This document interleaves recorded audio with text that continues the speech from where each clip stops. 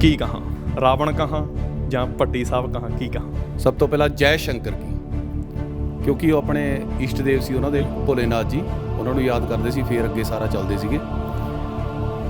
ਦੂਜੀ ਗੱਲ ਇਹ, ਆਪਾਂ ਰਾਵਣ ਦੇ ਬਾਰੇ ਤੁਸੀਂ ਜਿਵੇਂ ਹੁਣ ਪਬਲਿਕ ਨੂੰ ਦੱਸਿਆ ਕਿ ਰਾਵਣ ਬਾਰੇ ਜੋ ਦੱਸਦੇ ਐਵੇਂ ਨੈਗੇਟਿਵ ਪੁਆਇੰਟ ਸੀਗਾ, ਪਰ ਰਾਵਣ ਜੀ ਇੱਕ ਨੈਗੇਟਿਵ ਪੁਆਇੰਟ ਦੇ ਵਿੱਚ ਹੀ ਨਹੀਂ ਜਾਣੇ ਜਾਂਦੇ, ਰਾਵਣ ਜੀ ਇੱਕ ਪੋਜ਼ਿਟਿਵ ਪੁਆਇੰਟ ਦੇ ਵਿੱਚ ਵੀ ਜਾਣੇ ਜਾਂਦੇ ਨੇ। ਚਾਰੇ ਵੇਦ ਪੜ੍ਹ ਲਏ, ਚਾਰੇ ਵੇਦ ਪੜ੍ਹਨ ਤੋਂ ਬਾਅਦ ਉਹਨਾਂ ਨੂੰ ਧਰਤੀ, ਆਕਾਸ਼, ਪਤਾਲ, ਜ਼ਮੀਨ, ਅਸਮਾਨ ਸਾਰੇ ਪਾਸੇ ਦਾ ਉਹਨਾਂ ਨੂੰ ਗਿਆਨ ਹਾਸਲ ਹੋ ਗਿਆ। ਉਸ ਗਿਆਨ ਨੂੰ ਜਦੋਂ ਉਹਨਾਂ ਨੇ ਇੰਨਾ ਹਾਸਲ ਕਰ ਲਿਆ, ਉਸ ਤੋਂ ਬਾਅਦ ਉਹਨਾਂ ਨੇ ਭਗਤੀ ਸ਼ੁਰੂ ਕੀਤੀ। ਭਗਤੀ ਸ਼ੁਰੂ ਕੀਤੀ, ਹੌਲੀ ਹੌਲੀ ਹੌਲੀ ਕਰਕੇ ਇੰਨੇ ਕੁ ਵਧੀਆ ਭਗਤ ਬਣ ਗਏ। ਭੋਲੇਨਾਥ ਜੀ ਦੇ ਸਭ ਤੋਂ ਜ਼ਿਆਦਾ ਕਲੋਜ਼ ਭਗਤ ਉਹੀ ਸੀ। ਰਾਵਣ ਨੂੰ ਲੋਕ ਗਲਤ ਪਾਸੇ ਨੂੰ ਲਈ ਜਾਂਦੇ ਨੇ, ਪਰ ਰਾਵਣ ਅਸਲ ਦੇ ਵਿੱਚ ਉਵੇਂ ਦਾ ਹੈ ਨਹੀਂ ਸੀ। ਜਿੱਥੋਂ ਮੈਨੂੰ ਉਹਨਾਂ ਕੋਲੋਂ ਪ੍ਰੇਰਨਾ ਮਿਲੀ, ਉਹ ਇੱਕ ਪੜ੍ਹਿਆ ਲਿਖਿਆ ਬਹੁਤ ਵਧੀਆ ਇਨਸਾਨ ਸੀ। ਅਤੇ ਉਹਨਾਂ ਨੇ ਕੀ ਕੀਤਾ, ਰਾਵਣ ਜੀ ਨੇ ਜਦੋਂ ਸੀਤਾ ਜੀ, ਜਦੋਂ ਉਸ ਟਾਈਮ ਦੇ ਦੌਰਾਨ ਜਦੋਂ ਉਹਨਾਂ ਨੇ ਸੀਤਾ ਜੀ ਦਾ ਹਰਨ ਕੀਤਾ, ਸੀਤਾ ਜੀ ਨੂੰ ਹਰਨ ਕਰਕੇ ਉਹਨਾਂ ਨੂੰ ਆਪਣੀ ਸ਼ਕਤੀ ਨਾਲ ਹਰ ਕੇ ਲੈ ਕੇ ਗਏ। ਪਰ ਜਦ ਲੋਕੀ ਹੁਣ ਤੱਕ ਆਪਾਂ ਦੇਖਦੇ ਹਾਂ, ਕਈ ਲੋਕਾਂ ਦੇ ਮੂੰਹੋਂ ਸੁਣਿਆ ਕਿ ਸੀਤਾ ਨੂੰ ਚੱਕ ਲੈ ਗਿਆ, ਪਰ ਐਦਾਂ ਕੁਝ ਨਹੀਂ ਸੀਗਾ।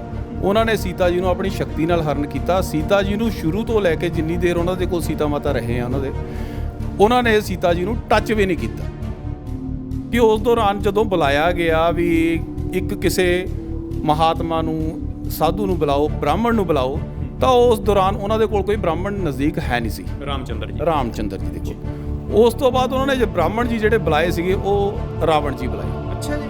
ਔਰ ਰਾਵਣ ਜੀ ਇੱਕ ਉਸ ਟਾਈਮ ਰਾਜੇ ਦਾ ਰੂਪ ਨਹੀਂ ਲੈ ਕੇ ਆਏ, ਇੱਕ ਬ੍ਰਾਹਮਣ ਹੀ ਬਣ ਕੇ ਉੱਥੇ ਆਏ। ਉਹਨਾਂ ਨੇ ਉਹਨਾਂ ਦੀ ਪੂਜਾ ਕਰਾਈ। ਪੂਜਾ ਕਰਾਉਣ ਤੋਂ ਬਾਅਦ ਰਾਮ ਜੀ ਨੇ ਉਹਨਾਂ ਤੋਂ ਇੱਕ ਆਸ਼ੀਰਵਾਦ ਮੰਗਿਆ ਵੀ ਸਾਨੂੰ ਜਿਹੜੇ ਅਸੀਂ ਕੰਮ ਵਾਸਤੇ ਆਏ ਹਾਂ, ਜਦ ਕਿ ਰਾਵਣ ਜੀ ਨੂੰ ਪਤਾ ਸੀ ਵੀ ਆਏ ਤਾਂ ਮੇਰੇ ਨਾਲ ਹੀ ਯੁੱਧ ਕਰਨਾ ਹੈ। ਅੱਛਾ, ਰਾਵਣ ਜੀ ਨੂੰ ਪਤਾ ਸੀ ਕਿ ਲੰਕਾ ਦੇ ਉੱਪਰ ਚੜ੍ਹਾਈ ਜਿਹੜੀ ਆ ਕਰਕੇ ਆ। ਬਿਲਕੁਲ ਬਿਲਕੁਲ। ਅਤੇ ਉਹਨਾਂ ਨੂੰ ਪੁੱਛਿਆ ਗਿਆ, ਉਹਨਾਂ ਨੂੰ ਗੱਲ ਕੀਤੀ ਗਈ। ਰਾਮਚੰਦਰ ਜੀ ਨੇ ਜਦੋਂ ਗੱਲ ਕੀਤੀ ਵੀ ਸਾਨੂੰ ਜਿਹੜਾ ਹੈਗਾ ਏ, ਵੀ ਸਾਨੂੰ ਜਿਹੜੇ ਕੰਮ ਵਾਸਤੇ ਅਸੀਂ ਆਏ ਹਾਂ ਉਹਨੂੰ ਸਫਲ ਹੋਣ ਦੀ ਸਾਡੀ ਆਸ਼ੀਰਵਾਦ ਦਿਓ। ਜਦੋਂ ਆਸ਼ੀਰਵਾਦ ਦੀ ਗੱਲ ਆਈ ਤਾਂ ਰਾਵਣ ਜੀ ਨੇ ਉਹਨਾਂ ਨੂੰ ਇੱਕੋ ਗੱਲ ਕਹੀ, ਤਥਾਸਤੂ, ਤੂੰ ਜਿਹੜੇ ਕੰਮ ਵਾਸਤੇ ਆਇਆ ਤੂੰ ਉਸ ਕੰਮ ਵਿੱਚ ਸਫਲ ਹੋਏਗਾ। ਤਾਂ ਰਾਮਚੰਦਰ ਜੀ ਨੇ ਉਹਨਾਂ ਨੂੰ ਇੱਕ ਗੱਲ ਕਹੀ, ਲਕਸ਼ਮਣ ਜੀ ਨੂੰ ਬੁਲਾ ਕੇ ਕਹਿੰਦੇ, ਲਕਸ਼ਮਣ ਜੀ, ਆਪਾਂ ਨੇ ਇੱਕ ਬਹੁਤ ਬੜਾ ਮਹਾਗਿਆਨੀ ਵਿਦਵਾਨ, ਬਹੁਤ ਤਕੜਾ ਯੋਧਾ ਦੁਨੀਆ 'ਤੇ ਜੋ ਹੋਇਆ ਸੀ, ਉਹਨੂੰ ਆਪਾਂ ਨੇ ਗਿਰਾਤਾ। ਉਹ ਡਿੱਗ ਗਿਆ ਇਸ ਟਾਈਮ। ਉਹਦੇ ਪ੍ਰਾਣ ਨਿਕਲਣ ਤੋਂ ਪਹਿਲਾਂ ਤੁਸੀਂ ਇੱਕ ਕੰਮ ਕਰੋ, ਉਹਨਾਂ ਦੇ ਕੋਲ ਜਾਓ, ਗਿਆਨ ਹਾਸਲ ਕਰੋ। ਲੇਟੇ ਹੋਏ ਸੀਗੇ। ਲਕਸ਼ਮਣ ਜੀ ਨੇ ਪੁੱਛਿਆ ਵੀ ਮੈਨੂੰ ਗਿਆਨ ਦਿਓ ਜੀ। ਰਾਵਣ ਜੀ ਨੇ ਬੋਲੇ ਨਹੀਂ, ਚੁੱਪ। ਉਹ ਫਿਰ ਦੁਬਾਰਾ 2-3 ਵਾਰੀ ਪੁੱਛਿਆ। ਫਿਰ ਰਾਮਚੰਦਰ ਜੀ ਨੇ ਉਹਨਾਂ ਨੂੰ ਕਿਹਾ ਵੀ ਤੁਸੀਂ ਜੇ ਗਿਆਨ ਲੈਣਾ ਨਾ ਇਹਨਾਂ ਤੋਂ, ਤਾਂ ਉਹਨਾਂ ਦੇ ਪੈਰਾਂ ਵੱਲ ਜਾਓ, ਨਾ ਕਿ ਸਿਰ ਵੱਲ। ਤੁਹਾਨੂੰ ਗਿਆਨ ਨਹੀਂ ਮਿਲੇਗਾ ਸਿਰ ਵੱਲ। ਗੁਰੂ ਬਣਾਓ ਉਹਨਾਂ ਨੂੰ। ਉਹ ਫਿਰ ਪੈਰਾਂ ਵੱਲ ਜਦੋਂ ਉਹਨਾਂ ਦੇ ਗਏ ਤਾਂ ਗਿਆਨ ਹਾਸਲ ਕਰਨ ਦੀ ਗੱਲ ਕੀਤੀ ਵੀ ਹੇ ਮਹਾਤਮਾ, ਵੀ ਮੈਨੂੰ ਦੱਸੋ ਵੀ ਜ਼ਿੰਦਗੀ ਵਿੱਚ ਕੀ ਕੀ ਕਿੱਦਾਂ ਕਿੱਦਾਂ ਹੋਣਾ ਚਾਹੀਦਾ। ਅਤੇ ਰਾਵਣ ਜੀ ਨੇ ਉਹਨਾਂ ਨੂੰ ਨਾਲ ਲੱਗਦੇ ਹੀ ਆਸ਼ੀਰਵਾਦ ਦਿੱਤਾ ਅਤੇ ਨਾਲੇ ਇੱਕ ਗੱਲ ਕਹੀ, ਕਹਿੰਦੇ ਲਕਸ਼ਮਣ, ਪਹਿਲੀ ਗੱਲ, ਕਦੇ ਵੀ ਕਿਸੇ 'ਤੇ ਕਦੇ ਭਰੋਸਾ ਨਾ ਕਰੋ। ਰਾਵਣ ਜੀ ਨੇ ਗੱਲ ਕੀਤੀ ਵੀ ਮੈਂ ਹਾਰ ਨਹੀਂ ਸੀ ਸਕਦਾ ਜੇ ਮੇਰਾ ਭਰਾ ਮੇਰੇ ਨਾਲ ਖੜਾ ਹੁੰਦਾ। ਕਹਿੰਦਾ ਰਾਮ, ਤੂੰ ਜਿੱਤਿਆ ਤਾਂ ਏ, ਤੇਰਾ ਭਰਾ ਤੇਰੇ ਨਾਲ ਖੜਾ ਏ, ਔਰ ਮੇਰਾ ਭਰਾ ਮੇਰੇ ਅਗੇਂਸਟ ਹੋ ਕੇ ਤੇਰੇ ਨਾਲ ਖੜਾ ਏ, ਤਾਂ ਮੇਰੀ ਮੌਤ ਹੋਈ ਆ, ਨਹੀਂ ਮੈਨੂੰ ਤੂੰ ਮਾਰ ਨਹੀਂ ਸੀ ਸਕਦਾ। ਰਾਵਣ ਜੀ ਨੇ ਜਦੋਂ ਅੰਤ ਸਮੇਂ ਦੇ ਵਿੱਚ ਜਦੋਂ ਰਾਮ ਜੀ ਨਾਲ ਗੱਲ ਕਰ ਰਹੇ ਸੀ, ਕਹਿੰਦੇ ਰਾਮ ਦੇਖ, ਤੂੰ ਮੇਰੀ ਲੰਕਾ ਦੇ ਵਿੱਚ ਆਇਆ, ਪਰ ਮੇਰੇ ਜੀਂਦੇ ਜੀ ਤੂੰ ਮੇਰੀ ਲੰਕਾ 'ਚ ਪ੍ਰਵੇਸ਼ ਨਹੀਂ ਕਰ ਸਕਦਾ। ਤੂੰ ਜਿੰਨਾ ਮਰਜ਼ੀ ਜ਼ੋਰ ਲਾ ਲੈਂਦਾ, ਜੇ ਮੇਰੀ ਲੰਕਾ ਦੇ ਵਿੱਚ ਤੂੰ ਆ ਸਕਦਾ।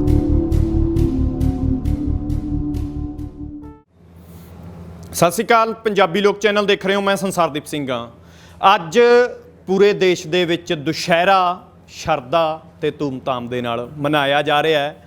ਦੁਸ਼ਹਿਰੇ ਨੂੰ ਨੇਕੀ ਦੀ ਜਿੱਤ ਬਦੀ ਦੇ ਉੱਪਰ ਪ੍ਰਤੀਕ ਦੇ ਤੌਰ ਤੇ ਦੇਖਿਆ ਜਾਂਦਾ। ਸਾਰੇ ਦੇਸ਼ ਦੇ ਵਿੱਚ ਰਾਵਣ ਦੇ ਪੁਤਲੇ ਜਿਹੜੇ ਨੇ ਫੂਕੇ ਜਾਂਦੇ ਨੇ, ਕਿਉਂਕਿ ਰਾਵਣ ਨੂੰ ਇੱਕ ਰਾਖਸ਼ਸ ਦੇ ਰੂਪ ਦੇ ਵਿੱਚ ਜਾਂ ਰਾਵਣ ਨੂੰ ਇੱਕ ਬੁਰੀ ਸ਼ਖਸੀਅਤ ਦੇ ਰੂਪ ਦੇ ਵਿੱਚ ਦੇਖਿਆ ਜਾਂਦਾ। ਪਰ ਰਾਵਣ ਆਖਰ ਦੇ ਵਿੱਚ ਹੈ ਕੌਣ ਸੀ, ਕਿਹੋ ਜਿਹੀ ਸ਼ਖਸੀਅਤ ਸੀ ਰਾਵਣ ਦੀ, ਇਹਦੇ ਬਾਰੇ ਬਹੁਤ ਘੱਟ ਲੋਕ ਜਾਣਦੇ ਨੇ। ਰੋਪੜ ਦੇ ਵਿੱਚ ਅਸੀਂ ਮੌਜੂਦ ਹਾਂ, ਜਿੱਥੇ ਗਿਆਨੀ ਜ਼ੈਲ ਸਿੰਘ ਨਗਰ ਦੇ ਵਿੱਚ ਰਾਮਲੀਲਾ ਦਾ ਆਯੋਜਨ ਜਿਹੜਾ ਪਿਛਲੇ ਲੰਮੇ ਸਮੇਂ ਤੋਂ ਕੀਤਾ ਜਾ ਰਿਹਾ ਹੈ। ਉਸੇ ਰਾਮਲੀਲਾ ਦੇ ਵਿੱਚ ਰਾਵਣ ਦਾ ਕਰੈਕਟਰ ਕਰਨੇ ਵਾਲੇ ਇੱਕ ਕਲਾਕਾਰ ਸਾਡੇ ਨਾਲ ਨੇ, ਜਿਹੜੇ ਰਾਵਣ ਦਾ ਕਰੈਕਟਰ ਕਰਦੇ ਨੇ, ਪਰ ਨਾਲ ਦੀ ਨਾਲ ਰਾਵਣ ਦੀ ਸ਼ਖਸੀਅਤ ਦੇ ਬਾਰੇ, ਰਾਵਣ ਬਾਰੇ ਅਸਲ ਦੇ ਵਿੱਚ ਜਾਣਦੇ ਵੀ ਨੇ। ਗੱਲਬਾਤ ਉਹਨਾਂ ਦੇ ਨਾਲ ਕਰਦੇ ਹਾਂ। ਰਾਵਣ ਦੇ ਪੂਰੇ ਗੈਟਅਪ ਦੇ ਵਿੱਚ ਸਾਡੇ ਨਾਲ ਮੌਜੂਦ ਨੇ। ਬਾਈ ਜੀ, ਕੀ ਕਹਾਂ, ਰਾਵਣ ਕਹਾਂ ਜਾਂ ਭੱਟੀ ਸਾਹਿਬ ਕਹਾਂ, ਕੀ ਕਹਾਂ? ਦੇਖੋ, ਸਭ ਤੋਂ ਪਹਿਲਾਂ ਤਾਂ ਮੈਂ ਜੋ ਰਾਵਣ ਜੀ ਇੱਕ ਜੈਕਾਰਾ ਲਾਉਂਦੇ ਸੀ ਭਗਵਾਨ ਭੋਲੇਨਾਥ ਜੀ ਦਾ, ਮੈਂ ਤੁਹਾਨੂੰ ਉਹ ਤੋਂ ਸ਼ੁਰੂ ਕਰਦਾ। ਸਭ ਤੋਂ ਪਹਿਲਾਂ ਜੈ ਸ਼ੰਕਰ ਕੀ, ਕਿਉਂਕਿ ਉਹ ਆਪਣੇ ਇਸ਼ਟ ਦੇਵ ਸੀ ਉਹਨਾਂ ਦੇ, ਭੋਲੇਨਾਥ ਜੀ, ਉਹਨਾਂ ਨੂੰ ਯਾਦ ਕਰਦੇ ਸੀ, ਫਿਰ ਅੱਗੇ ਸਾਰਾ ਚੱਲਦੇ ਸੀਗੇ। ਦੂਜੀ ਗੱਲ ਇਹ, ਆਪਾਂ ਰਾਵਣ ਦੇ ਬਾਰੇ ਤੁਸੀਂ ਜਿਵੇਂ ਹੁਣ ਪਬਲਿਕ ਨੂੰ ਦੱਸਿਆ ਕਿ ਰਾਵਣ ਬਾਰੇ ਜੋ ਦੱਸਦੇ ਆ ਵੀ ਨੈਗੇਟਿਵ ਪੁਆਇੰਟ ਸੀਗਾ, ਪਰ ਰਾਵਣ ਜੀ ਇੱਕ ਨੈਗੇਟਿਵ ਪੁਆਇੰਟ ਦੇ ਵਿੱਚ ਹੀ ਨਹੀਂ ਜਾਣੇ ਜਾਂਦੇ, ਰਾਵਣ ਜੀ ਇੱਕ ਪੋਜ਼ਿਟਿਵ ਪੁਆਇੰਟ ਦੇ ਵਿੱਚ ਵੀ ਜਾਣੇ ਜਾਂਦੇ ਆ। ਰਾਵਣ ਜੀ ਦੇ ਜਿਹੜੇ ਫਾਦਰ ਸੀਗੇ ਉਹ ਇੱਕ ਬ੍ਰਾਹਮਣ ਸੀਗੇ, ਸਾਧੂ ਸੀਗੇ, ਬ੍ਰਾਹਮਣ ਸੀਗੇ, ਤੇ ਜਿਹੜੇ ਉਹਨਾਂ ਦੇ ਮਦਰ ਸੀਗੇ, ਮਦਰ ਇੱਕ ਰਾਖਸ਼ ਸੀ। ਜਦੋਂ ਉਹਨਾਂ ਦੀ ਆਪਸ ਦੇ ਵਿੱਚ ਇੱਕ ਦੂਸਰੇ ਨੂੰ ਮਿਲੇ ਤਾਂ ਉਸ ਤੋਂ ਬਾਅਦ ਉਹਨਾਂ ਦਾ ਜਦੋਂ ਆਪਸ ਦੇ ਵਿੱਚ ਉਹਨਾਂ ਨੇ ਵਿਆਹ ਕਰਵਾਉਣ ਤੋਂ ਬਾਅਦ, ਉਸ ਤੋਂ ਬਾਅਦ ਜਦੋਂ ਰਾਵਣ ਜੀ ਪੈਦਾ ਹੋਏ ਹੈ, ਰਾਵਣ ਜੀ ਦੇ ਪੈਦਾ ਹੋਣ ਤੋਂ ਬਾਅਦ ਰਾਵਣ ਜੀ ਨੂੰ ਇੰਨੀਆਂ ਕੁ ਸ਼ਕਤੀਆਂ ਆਪਣੇ ਫਾਦਰ ਤੋਂ, ਆਪਣੇ ਮਦਰ ਤੋਂ, ਜਿਹੜੀਆਂ ਦੈਵੀ ਸ਼ਕਤੀਆਂ ਸੀ ਉਹਨਾਂ ਨੂੰ ਆਪਣੇ ਮਦਰ ਤੋਂ ਮਿਲੀਆਂ, ਜਿਹੜੀ ਪੜ੍ਹਾਈ ਲਿਖਾਈ ਵਾਲੀ ਸ਼ਕਤੀਆਂ ਸੀ ਉਹਨਾਂ ਨੂੰ ਆਪਣੇ ਫਾਦਰ ਤੋਂ ਮਿਲੀਆਂ। ਅੱਛਾ ਜੀ। ਉਹ ਜਿਹੜੇ ਫਾਦਰ ਸਾਹਿਬ ਸੀਗੇ ਉਹਨਾਂ ਦੇ, ਉਹ ਇੰਨੇ ਕੁ ਇੰਟੈਲੀਜੈਂਟ ਸੀਗੇ, ਉਹਨਾਂ ਨੇ ਉਹਨਾਂ ਨੂੰ ਜਦੋਂ ਪੜ੍ਹਾਈ ਕਰਾਉਣੀ ਸ਼ੁਰੂ ਕੀਤੀ, ਉਹਨਾਂ ਨੇ ਹੌਲੀ ਕਰਦੇ ਚਾਰੇ ਵੇਦ ਰਾਵਣ ਜੀ ਨੇ ਪੜ੍ਹ ਲਏ। ਅੱਛਾ ਜੀ। ਚਾਰੇ ਵੇਦ ਪੜ੍ਹ ਲਏ। ਚਾਰੇ ਵੇਦ ਪੜ੍ਹਨ ਤੋਂ ਬਾਅਦ ਉਹਨਾਂ ਨੂੰ ਧਰਤੀ, ਆਕਾਸ਼, ਪਤਾਲ, ਜ਼ਮੀਨ, ਅਸਮਾਨ ਸਾਰੇ ਪਾਸੇ ਦਾ ਉਹਨਾਂ ਨੂੰ ਗਿਆਨ ਹਾਸਲ ਹੋ ਗਿਆ। ਉਸ ਗਿਆਨ ਨੂੰ ਜਦੋਂ ਉਹਨਾਂ ਨੇ ਇੰਨਾ ਕੁ ਹਾਸਲ ਕਰ ਲਿਆ, ਉਸ ਤੋਂ ਬਾਅਦ ਉਹਨਾਂ ਨੇ ਭਗਤੀ ਸ਼ੁਰੂ ਕੀਤੀ। ਭਗਤੀ ਸ਼ੁਰੂ ਕੀਤੀ, ਹੌਲੀ ਕਰਕੇ ਇੰਨੇ ਕੁ ਵਧੀਆ ਭਗਤ ਬਣ ਗਏ। ਭੋਲੇਨਾਥ ਜੀ ਦੇ ਸਭ ਤੋਂ ਜ਼ਿਆਦਾ ਕਲੋਜ਼ ਭਗਤ ਉਹੀ ਸੀ, ਵੱਡੇ ਭਗਤ ਜੀ ਨੂੰ, ਸਭ ਤੋਂ ਵੱਡੇ ਭਗਤ ਸ਼੍ਰੀ ਰਾਵਣ ਜੀ ਸੀਗੇ। ਤੇ ਉਹਨਾਂ ਨੇ ਭੋਲੇਨਾਥ ਜੀ ਨੂੰ ਆਪਣੇ 10 ਸਿਰ ਵੀ ਪਹਿਲਾਂ ਇੱਕ ਕਰਕੇ ਜਦੋਂ ਸਿਰ ਅਰਪਣ ਕੀਤਾ, ਤੇ ਭੋਲੇਨਾਥ ਜੀ ਨੇ ਉਸ ਤੋਂ ਬਾਅਦ ਉਹਨਾਂ ਨੂੰ ਹੌਲੀ ਕਰਕੇ ਜਦ ਦੇਖਿਆ, ਉਹਨਾਂ ਨੇ ਵੀ ਭੋਲੇਨਾਥ ਜੀ ਖੁਸ਼ ਹੋ ਰਹੇ ਹੈ। ਭੋਲੇਨਾਥ ਜੀ ਨੇ ਕਿਹਾ ਵੀ ਨਹੀਂ, ਤੂੰ ਸਿਰ ਨਾ ਵੱਢ, ਨਹੀਂ ਮੰਨਦੇ ਰਹੇ। ਅਖੀਰ ਨੂੰ ਜੀ ਜਦੋਂ ਉਹਨਾਂ ਨੇ ਆਪਣੇ ਇੱਕ ਕਰਕੇ ਸਾਰਾ ਸਿਰ ਵੱਢਦੇ ਰਹੇ, ਭੋਲੇਨਾਥ ਜੀ ਨੇ ਅਖੀਰ ਦੇ ਵਿੱਚ ਉਹਨਾਂ ਨੂੰ 10 ਸਿਰ ਦੇ ਦਿੱਤੇ। ਉੱਥੋਂ ਉਹ ਦਸ਼ਾਨੰਦ ਬਣ ਗਏ। ਅੱਛਾ ਬਾਈ, ਤੁਹਾਡੇ ਨਾਲ ਗੱਲ ਕਰਾਂਗੇ ਕਿ ਰਾਮਲੀਲਾ ਦੇ ਵਿੱਚ ਕਰੈਕਟਰ ਬਹੁਤ ਨੇ ਜਿਹੜੇ ਲੋਕ ਖੁਸ਼ੀ ਕਰਨਾ ਚਾਹੁੰਦੇ ਨੇ। ਤੁਸੀਂ ਕਿੰਨੇ ਸਾਲ ਤੋਂ ਰਾਵਣ ਦਾ ਜਿਹੜਾ ਕਰੈਕਟਰ ਕਰ ਰਹੇ ਹੋ, ਤੇ ਰਾਵਣ ਹੀ ਕਿਉਂ, ਕੋਈ ਹੋਰ ਕਿਉਂ ਨਹੀਂ? ਦੇਖੋ, ਗੱਲ ਜਿਵੇਂ ਤੁਸੀਂ ਸ਼ੁਰੂ ਕੀਤੀ ਹੈ ਵੀ ਆਪਾਂ ਕਿੰਨੇ ਸਾਲ ਤੋਂ ਰਾਵਣ ਦਾ ਰੋਲ ਕਰ ਰਹੇ ਹਾਂ। ਸਭ ਤੋਂ ਪਹਿਲਾਂ ਮੈਂ ਤੁਹਾਨੂੰ ਦੱਸ ਦਵਾਂ, ਮੈਨੂੰ 10 ਸਾਲ ਹੋ ਗਏ ਰਾਵਣ ਦਾ ਰੋਲ ਕਰਦੇ ਹੀ। 10 ਸਾਲ ਤੋਂ ਮੈਂ ਰਾਵਣ ਦਾ ਰੋਲ ਕਰ ਰਿਹਾ। ਔਰ ਰਾਵਣ ਦੀ ਮੈਂ ਜੋ ਅਸਲ ਦੇ ਵਿੱਚ ਕੀ ਹੈ, ਰਾਵਣ ਨੂੰ ਲੋਕ ਗਲਤ ਪਾਸੇ ਨੂੰ ਲਈ ਜਾਂਦੇ ਨੇ, ਪਰ ਰਾਵਣ ਅਸਲ ਦੇ ਵਿੱਚ ਉਵੇਂ ਦਾ ਹੈ ਨਹੀਂ ਸੀ। ਜਿੱਥੋਂ ਮੈਨੂੰ ਉਹਨਾਂ ਕੋਲੋਂ ਪ੍ਰੇਰਨਾ ਮਿਲੀ, ਉਹ ਇੱਕ ਪੜ੍ਹਿਆ ਲਿਖਿਆ ਬਹੁਤ ਵਧੀਆ ਇਨਸਾਨ ਸੀ।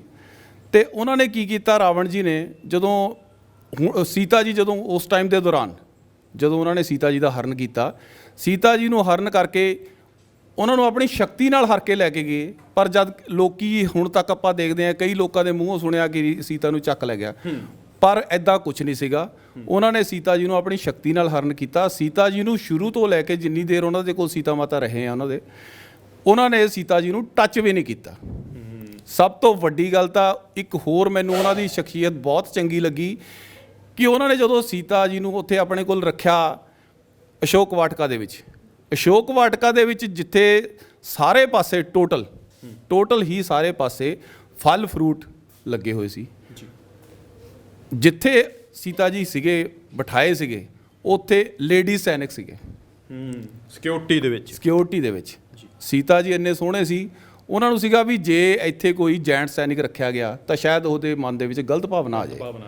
ਉਸ ਕਰਕੇ ਉਹਨਾਂ ਨੇ ਉੱਥੇ ਸਾਰੇ ਲੇਡੀ ਸੈਨਿਕ ਰੱਖੇ।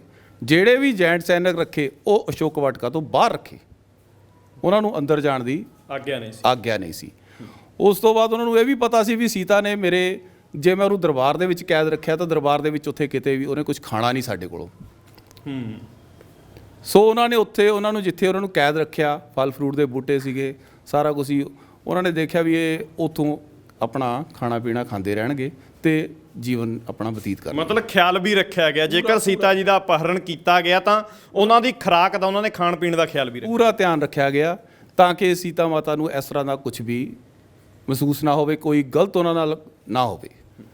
ਸੋ ਜੋ ਮੈਨੂੰ ਉਹਨਾਂ ਦੀ ਸ਼ਖਸੀਅਤ ਤੋਂ ਇਹ ਲੱਗਿਆ ਵਧੀਆ ਕਿ ਜਿਹੜਾ ਬੰਦਾ ਇੱਕ ਲੇਡੀ ਨੂੰ ਇੰਨਾ ਜ਼ਿਆਦਾ ਕੇਅਰ ਕਰ ਸਕਦਾ ਹੈ, ਆਪਣੀ ਨਹੀਂ ਕਿਸੇ ਹੋਰ ਦੀ ਲੇਡੀ ਨੂੰ ਇੰਨੀ ਕੇਅਰ ਕਰ ਸਕਦਾ ਹੈ, ਤਾਂ ਮੇਰਾ ਖਿਆਲ ਹੈ ਵੀ ਜਿਹੜੇ ਆਪਾਂ ਦੇਖਦੇ ਹਾਂ ਅੱਜ ਦਾ ਜੋ ਆਪਾਂ ਯੁੱਗ ਚੱਲ ਰਿਹਾ ਹੈ, ਉਸ ਯੁੱਗ ਦੇ ਵਿੱਚ ਜੇ ਆਪਾਂ ਆਈਏ ਤਾਂ ਜਿਹੜੇ ਅੱਜ ਕੱਲ੍ਹ ਦੇ ਸਾਡੇ ਜੋ ਆਪਾਂ ਦੇਖਣ ਨੂੰ ਮਿਲਦਾ ਆਮ ਲੋਕਾਂ ਦੇ ਵਿੱਚ, ਉਹ ਤਾਂ ਸੀਤਾ ਮਾਤਾ ਉਸ ਟਾਈਮ ਸੀ, ਪਰ ਹੁਣ ਅੱਜ ਦੇ ਟਾਈਮ ਦੇ ਵਿੱਚ ਨਾ ਤਾਂ ਕੋਈ ਕਿਸੇ ਦੀ ਮਾਤਾ ਹੈ ਔਰ ਨਾ ਹੀ ਕੋਈ ਆਪਣਾ ਕਿਸੇ ਨੂੰ ਬੱਚਾ ਸਮਝਦਾ ਹੈ, ਤੇ ਸਾਹਮਣੇ ਵਾਲਾ ਨਾ ਹੀ ਕੋਈ ਕਿਸੇ ਨੂੰ ਆਪਣੀ ਹੁਣ ਦੇ ਟਾਈਮ ਦੇ ਵਿੱਚ ਜੋ ਹਾਲਾਤ ਨੇ, ਨਾ ਹੀ ਕੋਈ ਲੜਕਾ ਇੱਕ ਦੂਸਰੇ ਨੂੰ ਆਪਣਾ ਭੈਣ ਭਰਾ ਸਮਝਦਾ ਹੈ। ਬਈ ਤੁਸੀਂ ਨੇ ਖੂਬੀਆਂ ਗਣਾਈਆਂ ਨੇ ਰਾਵਣ ਜੀ ਦੀਆਂ ਕਿ ਕਿਸ ਤਰ੍ਹਾਂ ਦੇ ਨਾਲ ਇੱਕ ਪਰਾਈ ਇਸਤਰੀ ਦੀ ਇੱਜ਼ਤ ਜਿਹੜੀ ਆ ਉਹਨਾਂ ਦੇ ਵੱਲੋਂ ਕੀਤੀ ਗਈ। ਪਰ ਜੇਕਰ ਹੁਣ ਪੜ੍ਹਾਈ ਦੀ ਗੱਲ ਕਰੀਏ, ਇੱਕ ਪਾਸਾ ਪੜ੍ਹਾਇਆ ਗਿਆ, ਕਹਿੰਦੇ ਨੇ ਕਿ ਹਰ ਸਿੱਕੇ ਦੇ ਦੋ ਪਹਿਲੂ ਹੁੰਦੇ ਨੇ, ਪਰ ਰਾਵਣ ਜੀ ਦਾ ਇੱਕ ਨੈਗੇਟਿਵ ਪੁਆਇੰਟ ਹੀ ਪੜ੍ਹਾਇਆ ਗਿਆ। ਦੇਖੋ ਹੁਣ ਤੱਕ ਜੋ ਆਪਾਂ ਨਜ਼ਰ ਮਾਰੀ ਹੈ, ਜਿੰਨਾ ਆਪਾਂ ਦੇਖਿਆ ਹੈ, ਸਿੱਖਿਆ ਹੈ, ਲੋਕਾਂ ਤੋਂ ਸੁਣਿਆ ਹੈ, ਆਪਾਂ ਸਿਰਫ ਉਸ ਚੀਜ਼ ਤੇ ਵਿਸ਼ਵਾਸ ਕਰਦੇ ਹਾਂ। ਪਰ ਜੇ ਅਸੀਂ ਰਾਵਣ ਜੀ ਦਾ ਅਸਲ ਦੇ ਵਿੱਚ ਚਰਿੱਤਰ ਪੜ੍ਹੀਏ, ਜੋ ਵੀ ਰਾਵਣ ਜੀ ਦਾ ਚਰਿੱਤਰ ਸੀਗਾ, ਰਾਵਣ ਸਾਹਿਤਾ ਪੜ੍ਹੋ, ਰਾਵਣ ਜੀ ਦੇ ਚਰਿੱਤਰ ਬਾਰੇ ਪੜ੍ਹੋ। ਹੁਣ ਤਾਂ ਦੇਖੋ ਆਪਾਂ ਨੂੰ ਬੁੱਕਸ ਵੀ ਪੜ੍ਹਨ ਦੀ ਲੋੜ ਨਹੀਂ ਹੈ, ਹੁਣ ਤਾਂ ਸਾਰਾ ਕੁਝ ਨੈੱਟ ਤੇ ਮੌਜੂਦ ਹੈ। ਤੁਸੀਂ YouTube ਤੇ ਖੋਲ੍ਹ ਕੇ ਦੇਖੋ, ਰਾਵਣ ਜੀ ਦਾ ਜੋ ਅਸਲੀ ਜੀਵਨ ਸੀਗਾ ਉਹ ਸ਼ਾਇਦ ਇਹ ਨਹੀਂ ਸੀਗਾ।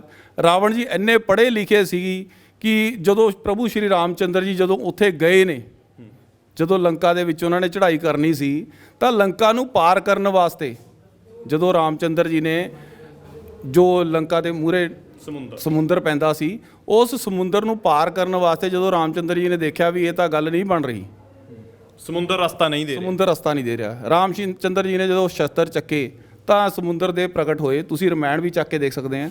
ਉਦੋਂ ਸਮੁੰਦਰ ਦੇਵ ਨੇ ਇੱਕ ਗੱਲ ਕੀਤੀ ਵੀ ਭਾਈ ਤੁਸੀਂ ਇੱਥੇ ਪੂਜਾ ਕਰੋ। ਉਸ ਦੌਰਾਨ ਰਾਮ ਚੰਦਰ ਜੀ ਨੇ ਸ਼ਿਵ ਜੀ ਦੀ ਪੂਜਾ ਕੀਤੀ। ਉਸ ਦੌਰਾਨ ਇੱਕ ਚੀਜ਼ ਹੋਰ ਮੈਂ ਤੁਹਾਨੂੰ ਦੱਸ ਦੇਵਾਂ ਕਿ ਉਸ ਦੌਰਾਨ ਜਦੋਂ ਬੁਲਾਇਆ ਗਿਆ ਵੀ ਇੱਕ ਕਿਸੇ ਮਹਾਤਮਾ ਨੂੰ, ਸਾਧੂ ਨੂੰ ਬੁਲਾਓ, ਬ੍ਰਾਹਮਣ ਨੂੰ ਬੁਲਾਓ, ਤਾਂ ਉਸ ਦੌਰਾਨ ਉਹਨਾਂ ਦੇ ਕੋਲ ਕੋਈ ਬ੍ਰਾਹਮਣ ਨਜ਼ਦੀਕ ਹੈ ਨਹੀਂ ਸੀ, ਰਾਮ ਚੰਦਰ ਜੀ ਦੇ ਕੋਲ। ਉਸ ਤੋਂ ਬਾਅਦ ਉਹਨਾਂ ਨੇ ਜੇ ਬ੍ਰਾਹਮਣ ਜੀ ਜਿਹੜੇ ਬੁਲਾਏ ਸੀਗੇ ਉਹ ਰਾਵਣ ਜੀ ਬੁਲਾਏ। ਅੱਛਾ ਜੀ। ਔਰ ਰਾਵਣ ਜੀ ਇੱਕ ਉਸ ਟਾਈਮ ਰਾਜੇ ਦਾ ਰੂਪ ਨਹੀਂ ਲੈ ਕੇ ਆਏ, ਇੱਕ ਬ੍ਰਾਹਮਣ ਹੀ ਬਣ ਕੇ ਉੱਥੇ ਆਏ। ਉਹਨਾਂ ਨੇ ਉਹਨਾਂ ਦੀ ਪੂਜਾ ਕਰਾਈ। ਪੂਜਾ ਕਰਾਉਣ ਤੋਂ ਬਾਅਦ ਰਾਮ ਜੀ ਨੇ ਉਹਨਾਂ ਤੋਂ ਇੱਕ ਆਸ਼ੀਰਵਾਦ ਮੰਗਿਆ ਵੀ ਸਾਨੂੰ ਜਿਹੜੇ ਅਸੀਂ ਕੰਮ ਵਾਸਤੇ ਆਏ ਹਾਂ, ਜਦ ਕਿ ਰਾਵਣ ਜੀ ਨੂੰ ਪਤਾ ਸੀ ਵੀ ਆਏ ਤਾਂ ਮੇਰੇ ਨਾਲ ਹੀ ਯੁੱਧ ਕਰਨਾ ਹੈ। ਅੱਛਾ, ਰਾਵਣ ਜੀ ਨੂੰ ਪਤਾ ਸੀ ਕਿ ਲੰਕਾ ਦੇ ਉੱਪਰ ਚੜ੍ਹਾਈ ਜਿਹੜੀ ਆ ਕਰਕੇ ਆ ਰਹੇ। ਬਿਲਕੁਲ। ਤੇ ਉਹਨਾਂ ਨੂੰ ਪੁੱਛਿਆ ਗਿਆ, ਉਹਨਾਂ ਨੂੰ ਗੱਲ ਕੀਤੀ ਗਈ। ਰਾਮ ਚੰਦਰ ਜੀ ਨੇ ਜਦੋਂ ਗੱਲ ਕੀਤੀ ਵੀ ਸਾਨੂੰ ਜਿਹੜਾ ਹੈਗਾ ਏ ਵੀ ਸਾਨੂੰ ਜਿਹੜੇ ਕੰਮ ਵਾਸਤੇ ਅਸੀਂ ਆਏ ਆ ਉਹਨੂੰ ਸਫਲ ਹੋਣ ਦੀ ਸਾਡੀ ਆਸ਼ੀਰਵਾਦ ਦਿਓ। ਜਦੋਂ ਆਸ਼ੀਰਵਾਦ ਦੀ ਗੱਲ ਆਈ ਤਾਂ ਰਾਵਣ ਜੀ ਨੇ ਉਹਨਾਂ ਨੂੰ ਇੱਕੋ ਗੱਲ ਕਹੀ, ਤਥਾਸਤੂ, ਤੂੰ ਜਿਹੜੇ ਕੰਮ ਵਾਸਤੇ ਆਇਆ ਤੂੰ ਉਸ ਕੰਮ ਵਿੱਚ ਸਫਲ ਹੋਏਗਾ। ਜਦ ਕਿ ਨੌਲੇਜ ਸੀ ਕਿ ਮੇਰਾ ਵੱਧ ਜਾਂ ਮੇਰਾ ਐਂਡ ਜਿਹੜਾ ਹੈ ਉਹ ਇਸ ਸ਼ਖਸੀਅਤ ਦੇ ਹੱਥੋਂ, ਇਸ ਰਾਮ ਜੀ ਦੇ ਹੱਥੋਂ। ਰਾਮ ਚੰਦਰ ਜੀ ਨੂੰ ਜਿਹੜਾ ਸੀਗਾ ਇਹ ਰਾਵਣ ਜੀ ਨੂੰ ਰਾਮ ਚੰਦਰ ਜੀ ਬਾਰੇ ਸਾਰਾ ਕੁਝ ਪਤਾ ਸੀ ਵੀ ਇਹ ਨਾਰਾਇਣ ਜੀ ਦਾ ਅਵਤਾਰ ਹੈ, ਔਰ ਨਾਰਾਇਣ ਜੀ ਦਾ ਅਵਤਾਰ ਹੋਣ ਦੇ ਨਾਲ ਪਤਾ ਸੀ ਵੀ ਮੇਰਾ ਵੱਧ ਇਹਨਾਂ ਤੋਂ ਹੀ ਹੋਣਾ ਹੈ, ਔਰ ਰਾਵਣ ਨੂੰ ਹੋਰ ਕੋਈ ਮਾਰ ਵੀ ਨਹੀਂ ਸੀ ਸਕਦਾ। ਅੱਛਾ। ਔਰ ਇੱਕ ਗੱਲ ਮੈਂ ਤੁਹਾਨੂੰ ਹੋਰ ਦੱਸਾਂ, ਜੇ ਆਪਾਂ ਰਾਵਣ ਦੇ ਮਰਨ ਦੀ ਗੱਲ ਕਰੀਏ ਜੀ, ਦੇਖੋ ਕਹਿੰਦੇ ਹੁੰਦੇ ਘਰ ਦਾ ਭੇਦੀ ਲੰਕਾ ਢਾਏ। ਬਿਲਕੁਲ ਆਮ ਕਹਾਵਤ, ਆਮ ਦੁਨੀਆ ਦੇ ਵਿੱਚ ਕਹਾਵਤ ਹੁੰਦੀ ਹੈ ਨਾ। ਰਾਮ ਜੀ ਨੂੰ ਉਹਨਾਂ ਦੇ ਮਰਨ ਦਾ ਕਾਰਨ ਵੀ ਨਹੀਂ ਸੀ ਪਤਾ। ਅੱਛਾ। ਕਿਉਂਕਿ ਉਸ ਟਾਈਮ ਉਹ ਧਰਤੀ ਦੇ ਉੱਤੇ ਇੱਕ ਮਾਨਵ ਅਵਤਾਰ ਲੈ ਕੇ ਆਇਆ ਸੀ। ਉਹ ਰਾਮ ਜੀ ਤੇ ਰਾਵਣ ਜੀ ਦਾ ਜਦੋਂ ਯੁੱਧ ਹੋਇਆ, ਆਪਸ ਦੇ ਵਿੱਚ ਲੜੇ ਆ, ਉਸ ਦੌਰਾਨ ਕੀ ਹੋਇਆ, ਤੀਰ ਮਾਰਦੇ ਰਹੇ, ਚੱਲਦਾ ਰਿਹਾ, ਯੁੱਧ ਚੱਲਦਾ ਰਿਹਾ, ਪਰ ਗੱਲ ਨਹੀਂ ਬਣੀ। ਉਸ ਤੋਂ ਬਾਅਦ ਉਹਨਾਂ ਨੇ ਭਵੀਸ਼ਣ ਜੀ ਨੇ ਆ ਕੇ ਉਹਨਾਂ ਨੂੰ ਗੱਲ ਕੀਤੀ, ਕਿਉਂਕਿ ਭਵੀਸ਼ਣ ਜੀ ਨੂੰ ਲੱਤ ਮਾਰ ਕੇ ਉਹਨਾਂ ਨੇ ਆਪਣੇ ਦਰਬਾਰ ਚੋਂ ਬਾਹਰ ਕੱਢ ਦਿੱਤਾ ਸੀਗਾ ਘਰੋਂ।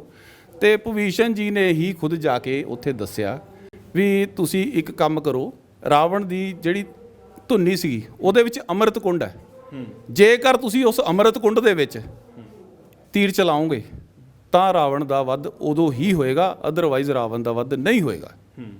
ਸੋ ਉਦੋਂ ਉਹਨਾਂ ਨੇ ਤੀਰ ਮਾਰਿਆ ਰਾਵਣ ਜੀ ਦੇ ਅੰਮ੍ਰਿਤ ਕੁੰਡ ਦੇ ਵਿੱਚ, ਉਹ ਅੰਮ੍ਰਿਤ ਕੁੰਡ ਸੁਕਾ ਦਿੱਤਾ। ਉਹ ਅੰਮ੍ਰਿਤ ਕੁੰਡ ਸੁੱਕਿਆ ਤਾਂ ਰਾਵਣ ਜੀ ਨੀਚੇ ਡਿੱਗੇ। ਉਸ ਤੋਂ ਬਾਅਦ ਰਾਵਣ ਜੀ ਨੇ ਜਦੋਂ ਨੀਚੇ ਡਿੱਗੇ ਤਾਂ ਰਾਮਚੰਦਰ ਜੀ ਨੇ ਉਹਨਾਂ ਨੂੰ ਇੱਕ ਗੱਲ ਕਹੀ, ਲਕਸ਼ਮਣ ਜੀ ਨੂੰ ਬੁਲਾ ਕੇ ਕਹਿੰਦੇ, ਲਕਸ਼ਮਣ ਜੀ ਆਪਾਂ ਨੇ ਇੱਕ ਬਹੁਤ ਬੜਾ ਮਹਾਗਿਆਨੀ ਵਿਦਵਾਨ, ਬਹੁਤ ਤਕੜਾ ਯੋਧਾ ਦੁਨੀਆ ਤੇ ਜੋ ਹੈ ਸੀ, ਉਹਨੂੰ ਆਪਾਂ ਨੇ ਗਿਰਾਤਾ। ਉਹ ਡਿੱਗ ਗਿਆ ਇਸ ਟਾਈਮ, ਉਹਦੇ ਪ੍ਰਾਣ ਨਿਕਲਣ ਤੋਂ ਪਹਿਲਾਂ ਤੁਸੀਂ ਇੱਕ ਕੰਮ ਕਰੋ, ਉਹਨਾਂ ਦੇ ਕੋਲ ਜਾਓ, ਗਿਆਨ ਹਾਸਲ ਕਰੋ। ਅੱਛਾ, ਲక్ష్మణ ਜੀ ਨੇ ਮਤਲਬ ਰਾਵਣ ਜੀ ਤੋਂ ਜਿਹੜਾ ਗਿਆਨ ਐਂਡਲੇ ਸਮੇਂ ਦੇ ਵਿੱਚ ਲਿਆ। ਐਂਡ ਦੇ ਸਮੇਂ ਦੇ ਵਿੱਚ ਰਾਮ ਜੀ ਨੇ ਖੁਦ ਉਹਨਾਂ ਨੂੰ ਕਿਹਾ ਲਕਸ਼ਮਣ ਜੀ ਨੂੰ, ਜਾ ਕੇ ਉਹਨਾਂ ਤੋਂ ਗਿਆਨ ਹਾਸਲ ਕਰੋ, ਤਾਂ ਕਿ ਜਿਹੜਾ ਤੁਹਾਨੂੰ ਇਸ ਗਿਆਨ ਨੂੰ ਹੈ ਜਿਹੜਾ ਆਪਣੇ ਅੰਦਰ ਸਮਾਉਣ ਦੀ ਸ਼ਕਤੀ ਮਿਲੇ। ਤੇ ਉਸ ਤੋਂ ਬਾਅਦ ਕੀ ਕੀਤਾ, ਜਦੋਂ ਲਕਸ਼ਮਣ ਜੀ ਉਹਨਾਂ ਦੇ ਕੋਲ ਗਿਆਨ ਲੈਣ ਗਏ, ਲਕਸ਼ਮਣ ਜੀ ਉਹਨਾਂ ਦੇ ਸਿਰ ਵਾਲੀ ਸਾਈਡ ਬੈਠ ਗਏ। ਕਹਿੰਦੇ ਹੁੰਦੇ ਜਦੋਂ ਕਿਸੇ ਨਾਲ ਗਿਆਨ ਲੈਣਾ ਨਾ ਆਪਾਂ ਨੇ ਤਾਂ ਉਹਦੇ ਪੈਰਾਂ ਵੱਲ ਹੀ ਰਹਿਣਾ ਪੈਂਦਾ ਏ। ਜੇ ਆਪਾਂ ਕਿਸੇ ਗੁਰੂ ਦੇ ਕੋਲ ਵੀ ਜਾਂਦੇ ਆ, ਸਕੂਲੇ ਵੀ ਜਾਂਦੇ ਆ, ਤਾਂ ਪੈਰੀ ਹੱਥ ਸਾਨੂੰ ਲਾਉਣਾ ਪੈਣਾ। ਠੀਕ ਹੈ ਜੀ। ਰਾਵਣ ਜੀ ਲੇਟੇ ਹੋਏ ਸੀਗੇ, ਲਕਸ਼ਮਣ ਜੀ ਨੇ ਪੁੱਛਿਆ ਵੀ ਮੈਨੂੰ ਗਿਆਨ ਦਿਓ ਜੀ। ਰਾਵਣ ਜੀ ਨੇ ਬੋਲੇ ਨਹੀਂ, ਚੁੱਪ। ਉਹ ਫਿਰ ਦੁਬਾਰਾ 2-3 ਵਾਰੀ ਪੁੱਛਿਆ। ਫਿਰ ਰਾਮਚੰਦਰ ਜੀ ਨੇ ਉਹਨਾਂ ਨੂੰ ਕਿਹਾ ਵੀ ਤੁਸੀਂ ਜੇ ਗਿਆਨ ਲੈਣਾ ਨਾ ਇਹਨਾਂ ਤੋਂ, ਤਾਂ ਉਹਨਾਂ ਦੇ ਪੈਰਾਂ ਵੱਲ ਜਾਓ, ਨਾ ਕਿ ਸਿਰ ਵੱਲ। ਤੁਹਾਨੂੰ ਗਿਆਨ ਨਹੀਂ ਮਿਲੇਗਾ ਸਿਰ ਵੱਲ, ਗੁਰੂ ਬਣਾਓ ਉਹਨਾਂ ਨੂੰ। ਉਹ ਫਿਰ ਪੈਰਾਂ ਵੱਲ ਜਦੋਂ ਉਹਨਾਂ ਦੇ ਗਏ ਤਾਂ ਗਿਆਨ ਹਾਸਲ ਕਰਨ ਦੀ ਗੱਲ ਕੀਤੀ ਵੀ ਹੇ ਮਹਾਤਮਾ, ਵੀ ਮੈਨੂੰ ਦੱਸੋ ਵੀ ਜ਼ਿੰਦਗੀ ਵਿੱਚ ਕੀ ਕੀ ਕਿੱਦਾਂ ਕਿੱਦਾਂ ਹੋਣਾ ਚਾਹੀਦਾ। ਤੇ ਰਾਵਣ ਜੀ ਨੇ ਉਹਨਾਂ ਨੂੰ ਨਾਲ ਲੱਗਦੇ ਹੀ ਆਸ਼ੀਰਵਾਦ ਦਿੱਤਾ ਤੇ ਨਾਲੇ ਇੱਕ ਗੱਲ ਕਹੀ, ਕਹਿੰਦੇ ਲਕਸ਼ਮਣ, ਪਹਿਲੀ ਗੱਲ ਕਦੇ ਵੀ ਕਿਸੇ ਤੇ ਕਦੇ ਭਰੋਸਾ ਨਾ ਕਰੋ। ਅੱਛਾ, ਰਾਵਣ ਜੀ ਦੇ ਸ਼ਬਦ ਸੀ। ਕਹਿੰਦੇ ਭਰੋਸਾ ਨਾ ਕਰੋ। ਦੂਜੀ ਗੱਲ, ਕਦੇ ਵੀ ਪਰਾਈ ਇਸਤਰੀ ਵੱਲ ਅੱਖ ਚੁੱਕ ਕੇ ਨਾ ਵੇਖੋ। ਰਾਵਣ ਜੀ ਵੱਲੋਂ ਗੱਲਾਂ ਕਹੀਆਂ ਗਈਆਂ।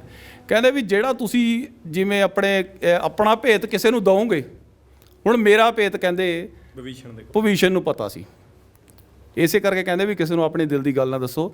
ਮੇਰਾ ਭੇਤ ਭਵਿਸ਼ਣ ਜੀ ਨੂੰ ਪਤਾ ਸੀ। ਜੇ ਭਵਿਸ਼ਣ ਨੂੰ ਪਤਾ ਸੀ ਤਾਂ ਭਵਿਸ਼ਣ ਨੇ ਰਾਮਚੰਦਰ ਜੀ ਨੂੰ ਦੱਸਿਆ, ਤੇ ਰਾਮਚੰਦਰ ਜੀ ਨੂੰ ਦੱਸਣ ਦੇ ਬਾਅਦ ਰਾਮਚੰਦਰ ਜੀ ਨੇ ਮੇਰੇ ਤੀਰ ਮਾਰਿਆ, ਮੇਰਾ ਅੰਮ੍ਰਿਤ ਕੁੰਡ ਸੁਕਾ ਕੇ ਮੈਨੂੰ ਖਤਮ ਕਰ ਦਿੱਤਾ। ਤੇ ਹੁਣ ਜਿਹਦੇ ਇਸ ਦੌਰਾਨ ਤੁਸੀਂ ਆਪਣਾ ਕੋਈ ਵੀ ਇਹੋ ਜਿਹੀ ਗੱਲ, ਕੋਈ ਵੀ ਆਪਣਾ ਭੇਤ, ਭਾਵੇਂ ਆਪਣਾ ਸਗਾ ਭਰਾ ਹੀ ਕਿਉਂ ਨਾ ਹੋਵੇ, ਉਹਨੂੰ ਨਹੀਂ ਦੇਣਾ। ਅੱਜ ਦੇ ਸਮੇਂ ਦੇ ਵਿੱਚ ਵੀ ਕੰਮ ਆਉਣ ਵਾਲੀਆਂ ਗੱਲਾਂ ਜਿਹੜੀਆਂ ਨੇ ਉਸ ਸਮੇਂ ਦੇ ਵਿੱਚ ਕੀਤੀਆਂ ਗਈਆਂ। ਬਿਲਕੁਲ। ਉਹਨਾਂ ਨੇ ਦੂਜੀ ਗੱਲ ਇੱਕ ਹੋਰ ਕਹੀ ਉਹਨਾਂ ਨੂੰ, ਕਹਿੰਦਾ ਵੀ ਮੈਂ ਹਾਰ ਨਹੀਂ ਸੀ ਸਕਦਾ। ਰਾਵਣ ਜੀ ਨੇ ਗੱਲ ਕੀਤੀ ਵੀ ਮੈਂ ਹਾਰ ਨਹੀਂ ਸੀ ਸਕਦਾ ਜੇ ਮੇਰਾ ਭਰਾ ਮੇਰੇ ਨਾਲ ਖੜਾ ਹੁੰਦਾ। ਕਹਿੰਦਾ ਰਾਮ ਤੂੰ ਜਿੱਤਿਆ ਤਾਂ ਏ, ਤੇਰਾ ਭਰਾ ਤੇਰੇ ਨਾਲ ਖੜਾ ਏ, ਔਰ ਮੇਰਾ ਭਰਾ ਮੇਰੇ ਅਗੇਂਸਟ ਹੋ ਕੇ ਤੇਰੇ ਨਾਲ ਖੜਾ ਏ, ਤਾਂ ਮੇਰੀ ਮੌਤ ਹੋਈ ਆ, ਨਹੀਂ ਮੈਨੂੰ ਤੂੰ ਮਾਰ ਨਹੀਂ ਸੀ ਸਕਦਾ। ਔਰ ਦੂਜੀ ਗੱਲ ਮੈਂ ਤੁਹਾਨੂੰ ਇੱਕ ਛੋਟੀ ਜਿਹੀ ਗੱਲ ਹੋਰ ਦੱਸ ਦੇਣੀ ਚਾਹੁੰਦਾ। ਰਾਵਣ ਜੀ ਨੇ ਜਦੋਂ ਅੰਤ ਸਮੇਂ ਦੇ ਵਿੱਚ ਜਦੋਂ ਰਾਮ ਜੀ ਨਾਲ ਗੱਲ ਕਰ ਰਹੇ ਸੀ, ਕਹਿੰਦੇ ਰਾਮ ਦੇਖ, ਤੂੰ ਮੇਰੀ ਲੰਕਾ ਦੇ ਵਿੱਚ ਆਇਆ, ਪਰ ਮੇਰੇ ਜੀਂਦੇ ਜੀ ਤੂੰ ਮੇਰੀ ਲੰਕਾ 'ਚ ਪ੍ਰਵੇਸ਼ ਨਹੀਂ ਕਰ ਸਕਦਾ। ਤੂੰ ਜਿੰਨਾ ਮਰਜ਼ੀ ਜ਼ੋਰ ਲਾ ਲੈਂਦਾ, ਜੇ ਮੇਰੀ ਲੰਕਾ ਦੇ ਵਿੱਚ ਤੂੰ ਆ ਸਕਦਾ। ਮੈਂ ਮਰੂੰਗਾ, ਤੂੰ ਮੇਰੀ ਲੰਕਾ ਦੇ ਵਿੱਚ ਵੜੇਗਾ, ਪਰ ਤੂੰ ਇੱਥੇ ਹੈ, ਮੈਂ ਤੇਰੇ ਹੋਣ ਤੋਂ ਪਹਿਲਾਂ, ਤੇਰੇ ਜਾਣ ਤੋਂ ਪਹਿਲਾਂ, ਤੇਰੇ ਬੈਕੁੰਠ ਧਾਮ ਮੈਂ ਪਹਿਲਾਂ ਪਹੁੰਚ ਰਿਹਾ ਤੇ ਤੋਂ। ਸੋ ਉਦੋਂ ਉਹਨਾਂ ਦਾ ਅੰਤ ਹੋਇਆ ਤੇ ਉੱਥੋਂ ਪਹਿਲਾਂ ਉੱਥੋਂ ਚਲੇ ਗਏ। ਤੇ ਬਾਈ ਵਿਭੀਸ਼ਣ ਜੀ ਦੀ ਗੱਲ ਕਰੀਏ, ਹੈ ਨਾ, ਡੈਥ ਦਾ ਰਾਜ ਜਿਹੜਾ ਰਾਵਣ ਨੂੰ ਮਾਰਨ ਦਾ ਰਾਜ ਜਿਹੜਾ ਵਿਭੀਸ਼ਣ ਜੀ ਵੱਲੋਂ ਦੱਸਿਆ ਗਿਆ, ਰਾਵਣ ਦਾ ਕੋਈ ਇਹ ਵੀ ਕੁਛ ਮਾਇਆ ਸੀ, ਕੁਛ ਸੀ ਵਿਭੀਸ਼ਣ ਜੀ ਨੂੰ ਜਿਹੜਾ ਰਾਮਚੰਦਰ ਜੀ ਤੱਕ ਭੇਜਿਆ ਗਿਆ, ਇਹਦੇ ਪਿੱਛੇ ਰੀਜ਼ਨ ਸੀ ਕੋਈ? ਇਹ ਰੀਜ਼ਨ ਇਹਨੂੰ ਆਪਾਂ ਇਹ ਕਹਿ ਸਕਦੇ ਹਾਂ, ਦੇਖੋ ਰਾਵਣ ਨੂੰ ਪਤਾ ਸੀ ਕਿ ਇਹ ਨਾਰਾਇਣ ਦਾ ਅਵਤਾਰ ਹੈ, ਨੌਲੇਜ ਸੀ ਰਾਮਚੰਦਰ, ਕਿਉਂਕਿ ਜਿਸ ਨੇ 4 ਵੇਦ ਪੜ੍ਹ ਲਏ ਉਹਨੂੰ ਧਰਤੀ ਆਕਾਸ਼ ਪਤਾਲ, ਅੱਗੇ ਪਿੱਛੇ ਉੱਪਰ ਜ਼ਮੀਨ, ਜੋ ਅੱਗੇ ਹੋਣਾ ਹੈ, ਜੋ ਬਾਅਦ 'ਚ ਹੋਣਾ, ਜੋ ਪਹਿਲਾਂ ਹੋਣਾ, ਉਹਨੂੰ ਸਾਰਾ ਪਤਾ ਸੀ। ਔਰ ਉਹਨੂੰ ਇਹ ਸਾਰਾ ਟੋਟਲ ਗਿਆਨ ਹੋਣ ਦੇ ਬਾਵਜੂਦ ਵੀ ਇਹ ਭਵਿਸ਼ਣ ਜੀ ਜਿਹੜੇ ਹੈਗੇ, ਰਾਮਚੰਦਰ ਜੀ ਜਿਹੜੇ ਹੈਗੇ ਨੇ, ਵੀ ਨਾਰਾਇਣ ਦਾ ਅਵਤਾਰ ਹੈ, ਜੇਕਰ ਉਹ ਭਵਿਸ਼ਣ ਨੂੰ ਲੱਤ ਨਾ ਮਾਰਦੇ ਤਾਂ ਰਾਵਣ ਨੂੰ ਪਤਾ ਸੀ ਮੇਰੀ ਮੁਕਤੀ ਨਹੀਂ ਹੋਣੀ। ਮੁਕਤੀ ਚਾਹੁੰਦਾ ਸੀ ਰਾਵਣ ਖੁਦ ਮੁਕਤੀ ਚਾਹੁੰਦਾ ਸੀ। ਉਹਨੇ ਭਵਿਸ਼ਣ ਨੂੰ ਲੱਤ ਮਾਰੀ। ਉਸ ਤੋਂ ਬਾਅਦ ਭਵਿਸ਼ਣ, ਉਹਨੂੰ ਪਤਾ ਸੀ ਵੀ ਭਵਿਸ਼ਣ ਉਹਨਾਂ ਦੇ ਕੋਲ ਹੀ ਜਾਏਗਾ, ਕਿਉਂਕਿ ਕਹਿੰਦੇ ਹੁੰਦੇ ਦੁਸ਼ਮਣ ਦਾ ਦੁਸ਼ਮਣ ਦੋਸਤ।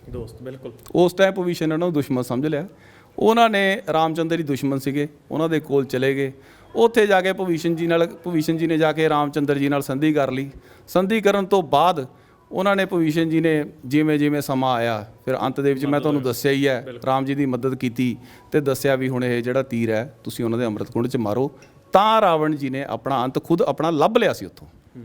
ਅੱਛਾ ਬਾਈ, ਇੰਨਾ ਗੁਣੀ ਗਿਆਨੀ ਰਾਵਣ ਜਿਹੜਾ ਤੁਸੀਂ ਦੱਸਿਆ 4 ਵੇਦਾਂ ਦਾ ਗਿਆਤਾ, ਜਿਹੜਾ ਮੈਂ ਕਹਿੰਦਾ ਜੇ ਇਤਿਹਾਸ ਜਾਂ ਮਿਥਿਹਾਸ ਦੀ ਗੱਲ ਕਰੀਏ ਇੱਕਮਾਤਰ ਸ਼ਖਸੀਅਤ ਜਿਹੜੀ 4 ਵੇਦਾਂ ਦਾ ਗਿਆਤਾ, ਫਿਰ ਵੀ ਸੀਤਾ ਮਾਤਾ ਦਾ ਅਪਹਰਨ ਕਰਨੇ ਵਾਲਾ ਐਡਾ ਵੱਡਾ ਗੁਨਾਹ ਜਾਂ ਐਡੀ ਵੱਡੀ ਭੁੱਲ ਐਡਾ ਵਿਦਵਾਨ ਸ਼ਖਸੀਅਤ ਕਿਸ ਤਰ੍ਹਾਂ ਕਰ ਗਿਆ? ਆਪਾਂ ਇੱਕ ਪਿਛਲੇ ਸਮੇਂ 'ਚ ਪਹੁੰਚ ਜਾਈਏ। ਪਿਛਲੇ ਸਮੇਂ ਦੇ ਵਿੱਚ ਜਾਈਏ, ਸਭ ਤੋਂ ਪਹਿਲਾਂ ਤਾਂ ਗੱਲ ਇੱਕ ਆਉਂਦੀ ਹੈ, ਜੇ ਅੱਜ ਕੱਲ੍ਹ ਦੇ ਟਾਈਮ ਦੇ ਵਿੱਚ ਸਾਡੀ ਭੈਣ ਨੂੰ ਕੋਈ ਅੱਖ ਚੱਕ ਕੇ ਵੀ ਦੇਖ ਲਵੇ, ਅਸੀਂ ਸ਼ਾਇਦ ਉਹਨੂੰ ਜਾਨੋਂ ਮਾਰਨ ਵਾਲੀ ਗੱਲ ਕਰ ਦਿੰਦੇ। ਦੇਖੋ ਉਹਨਾਂ ਦੀ ਤਾਂ ਜਿਹੜੀ ਭੈਣ ਸੀ ਸ਼ਰੂਪਨਖਾ, ਉਹਦੀ ਤਾਂ ਨੱਕ ਵੱਢਦੀ ਸੀ। ਉੱਥੇ ਗੱਲ ਆ ਜਾਂਦੀ ਹੈ ਅਣਖ ਦੀ। ਉਹ ਇੱਕ ਯੋਧਾ ਅਣਖੀ ਵੀ ਸੀ, ਤੇ ਉਸ ਅਣਖੀ ਯੋਧੇ ਨੇ ਜਦੋਂ ਇਹ ਗੱਲ ਕੀਤੀ, ਉਹਨੇ ਦੇਖਿਆ ਕਿ ਇੱਕ ਮੇਰੀ ਭੈਣ ਦੀ ਨੱਕ ਵੱਢਤੀ, ਉਹਨੇ ਕਿਹਾ ਕੋਈ ਗੱਲ ਨਹੀਂ, ਇਹ ਭਗਵਾਨ ਹੈ, ਮੈਂ ਦੇਖ ਲਾਂਗਾ, ਜੋ ਹੋਏਗਾ ਚੱਲਣ ਦੇ, ਆਪਾਂ ਜਿੱਥੇ ਤੱਕ ਚੱਲਾਂਗੇ ਕੋਈ ਗੱਲ ਨਹੀਂ। ਉਸ ਟਾਈਮ ਦੇ ਦੌਰਾਨ ਜਦੋਂ ਉਹਨਾਂ ਦੀ ਭੈਣ ਦੀ ਨੱਕ ਵੱਢੀ ਗਈ, ਉਸ ਟਾਈਮ ਦੇ ਦੌਰਾਨ ਮੈਂ ਇੱਕ ਤੁਹਾਨੂੰ ਇੱਕ ਹੋਰ ਚੀਜ਼ ਛੋਟੀ ਜਿਹੀ ਦੱਸ ਦੇਣਾ ਚਾਹੁੰਦਾ।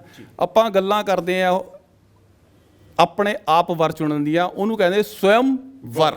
ਜੀ ਜੀ, ਇਹ ਬਹੁਤ ਛੋਟੀ ਜੀ ਗੱਲ ਨਹੀਂ ਹੈ, ਬਹੁਤ ਵੱਡੀ ਗੱਲ ਹੈ।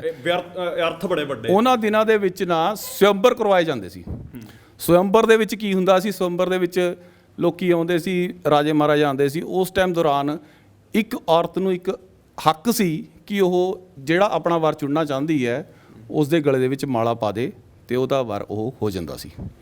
ਉਸ ਦੌਰਾਨ ਜਦੋਂ ਰਾਮਚੰਦਰ ਜੀ ਤੇ ਲਕਸ਼ਮਣ ਜੀ ਅਸ਼ੋਕ ਵਾਟਕਾ ਦੇ ਵਿੱਚ ਉੱਥੇ ਆਪਣਾ ਪੰਚਵਟੀ ਦੇ ਵਿੱਚ ਆਏ, ਪੰਚਵਟੀ ਦੇ ਵਿੱਚ ਜਿੱਥੇ ਉਹਨਾਂ ਨੂੰ ਸ਼ਰੂਪਨਖਾ ਨੇ ਦੇਖਿਆ, ਉਸ ਦੌਰਾਨ ਸ਼ਰੂਪਨਖਾ ਨੇ ਦੇਖਿਆ ਵੀ ਬਹੁਤ ਸੋਹਣੇ ਬਾਲਕ ਨੇ, ਵਧੀਆ ਨੇ, ਸੋਹਣੇ ਮੁੰਡੇ ਨੇ।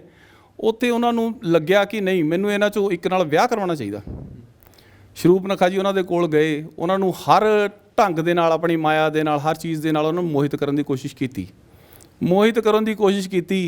ਪਰ ਨਹੀਂ ਗੱਲ ਬਣੀ। ਹੁਣ ਲਕਸ਼ਮਣ ਜੀ ਜਿਹੜੇ ਸੀਗੇ ਉਹ ਜਤੀ ਸਤੀ ਸੀਗੇ। ਰਾਮਚੰਦਰ ਜੀ ਕੋਲ ਗਏ, ਰਾਮਚੰਦਰ ਜੀ ਨੇ ਉਹਨਾਂ ਨੂੰ ਕਿਹਾ, ਕਹਿੰਦੇ ਵੀ ਮੇਰੇ ਤਾਂ ਬਈ ਵਿਆਹ ਹੋਇਆ ਪਿਆ, ਦੇਖ ਮੇਰੀ ਘਰ ਵਾਲੀ ਮੇਰੇ ਨਾਲ ਹੈ, ਤੂੰ ਲਕਸ਼ਮਣ ਜੀ ਨਾਲ ਗੱਲ ਕਰ ਲੈ।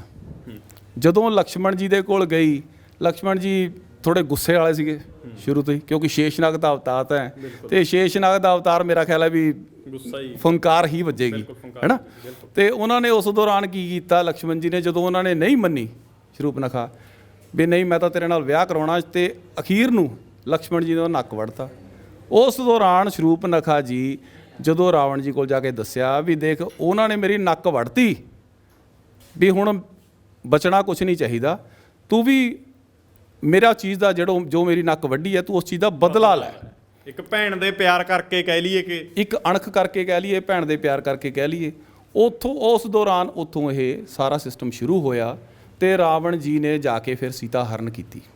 ਅੱਛਾ, ਰਾਵਣ ਜੀ ਦਾ ਹਾਸਾ ਜਿਹੜਾ ਹੈ ਬੜਾ ਇੱਕ ਭਿਆਨਕ ਚੀਜ਼ ਮੰਨੀ ਜਾਂਦੀ ਆ, ਵੱਡੀ ਚੀਜ਼ ਮੰਨੀ ਜਾਂਦੀ ਆ। ਬੱਚੇ ਅੱਜ ਵੀ ਜਿਹੜੇ ਨੇ ਕਹਿੰਦੇ ਨੇ ਕਿ ਰਾਵਣ ਦਾ ਹਾਸਾ ਮਤਲਬ ਬੱਚੇ ਡਰ ਜਾਂਦੇ ਨੇ।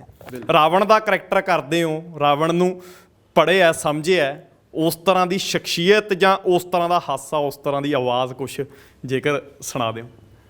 ਮੈਂ ਇੱਕ ਤੁਹਾਨੂੰ ਡਾਇਲੋਗ ਦੇ ਦਿੰਦਾ ਜੀ, ਉਸ ਤੋਂ ਬਾਅਦ ਫਿਰ ਅੱਗੇ ਜੋ ਹੈ ਉਹ ਤੁਹਾਨੂੰ ਦੱਸ ਦਿੰਦਾ, ਹੈ ਨਾ। ਜੀ ਜੀ ਬਿਲਕੁਲ। ਤੇ ਡਾਇਲੋਗ ਸੀ ਜਿੱਥੇ ਰਾਵਣ ਜੀ ਗੱਲ ਕਰਦੇ ਨੇ, ਸ਼ੁਰੂ ਹੁੰਦਾ ਜਿੱਥੋਂ, ਉਹ ਕਹਿੰਦੇ ਨੇ मुझसा योद्धा मुझसा तपस्वी दुनिया में और ना दूजा है, अपने शीशों को काट मैंने शंभू को पूजा है, कर लेंगे अगर छोकरे हर किसी काम को तो दुनिया में कौन जानेगा रावण के नाम को।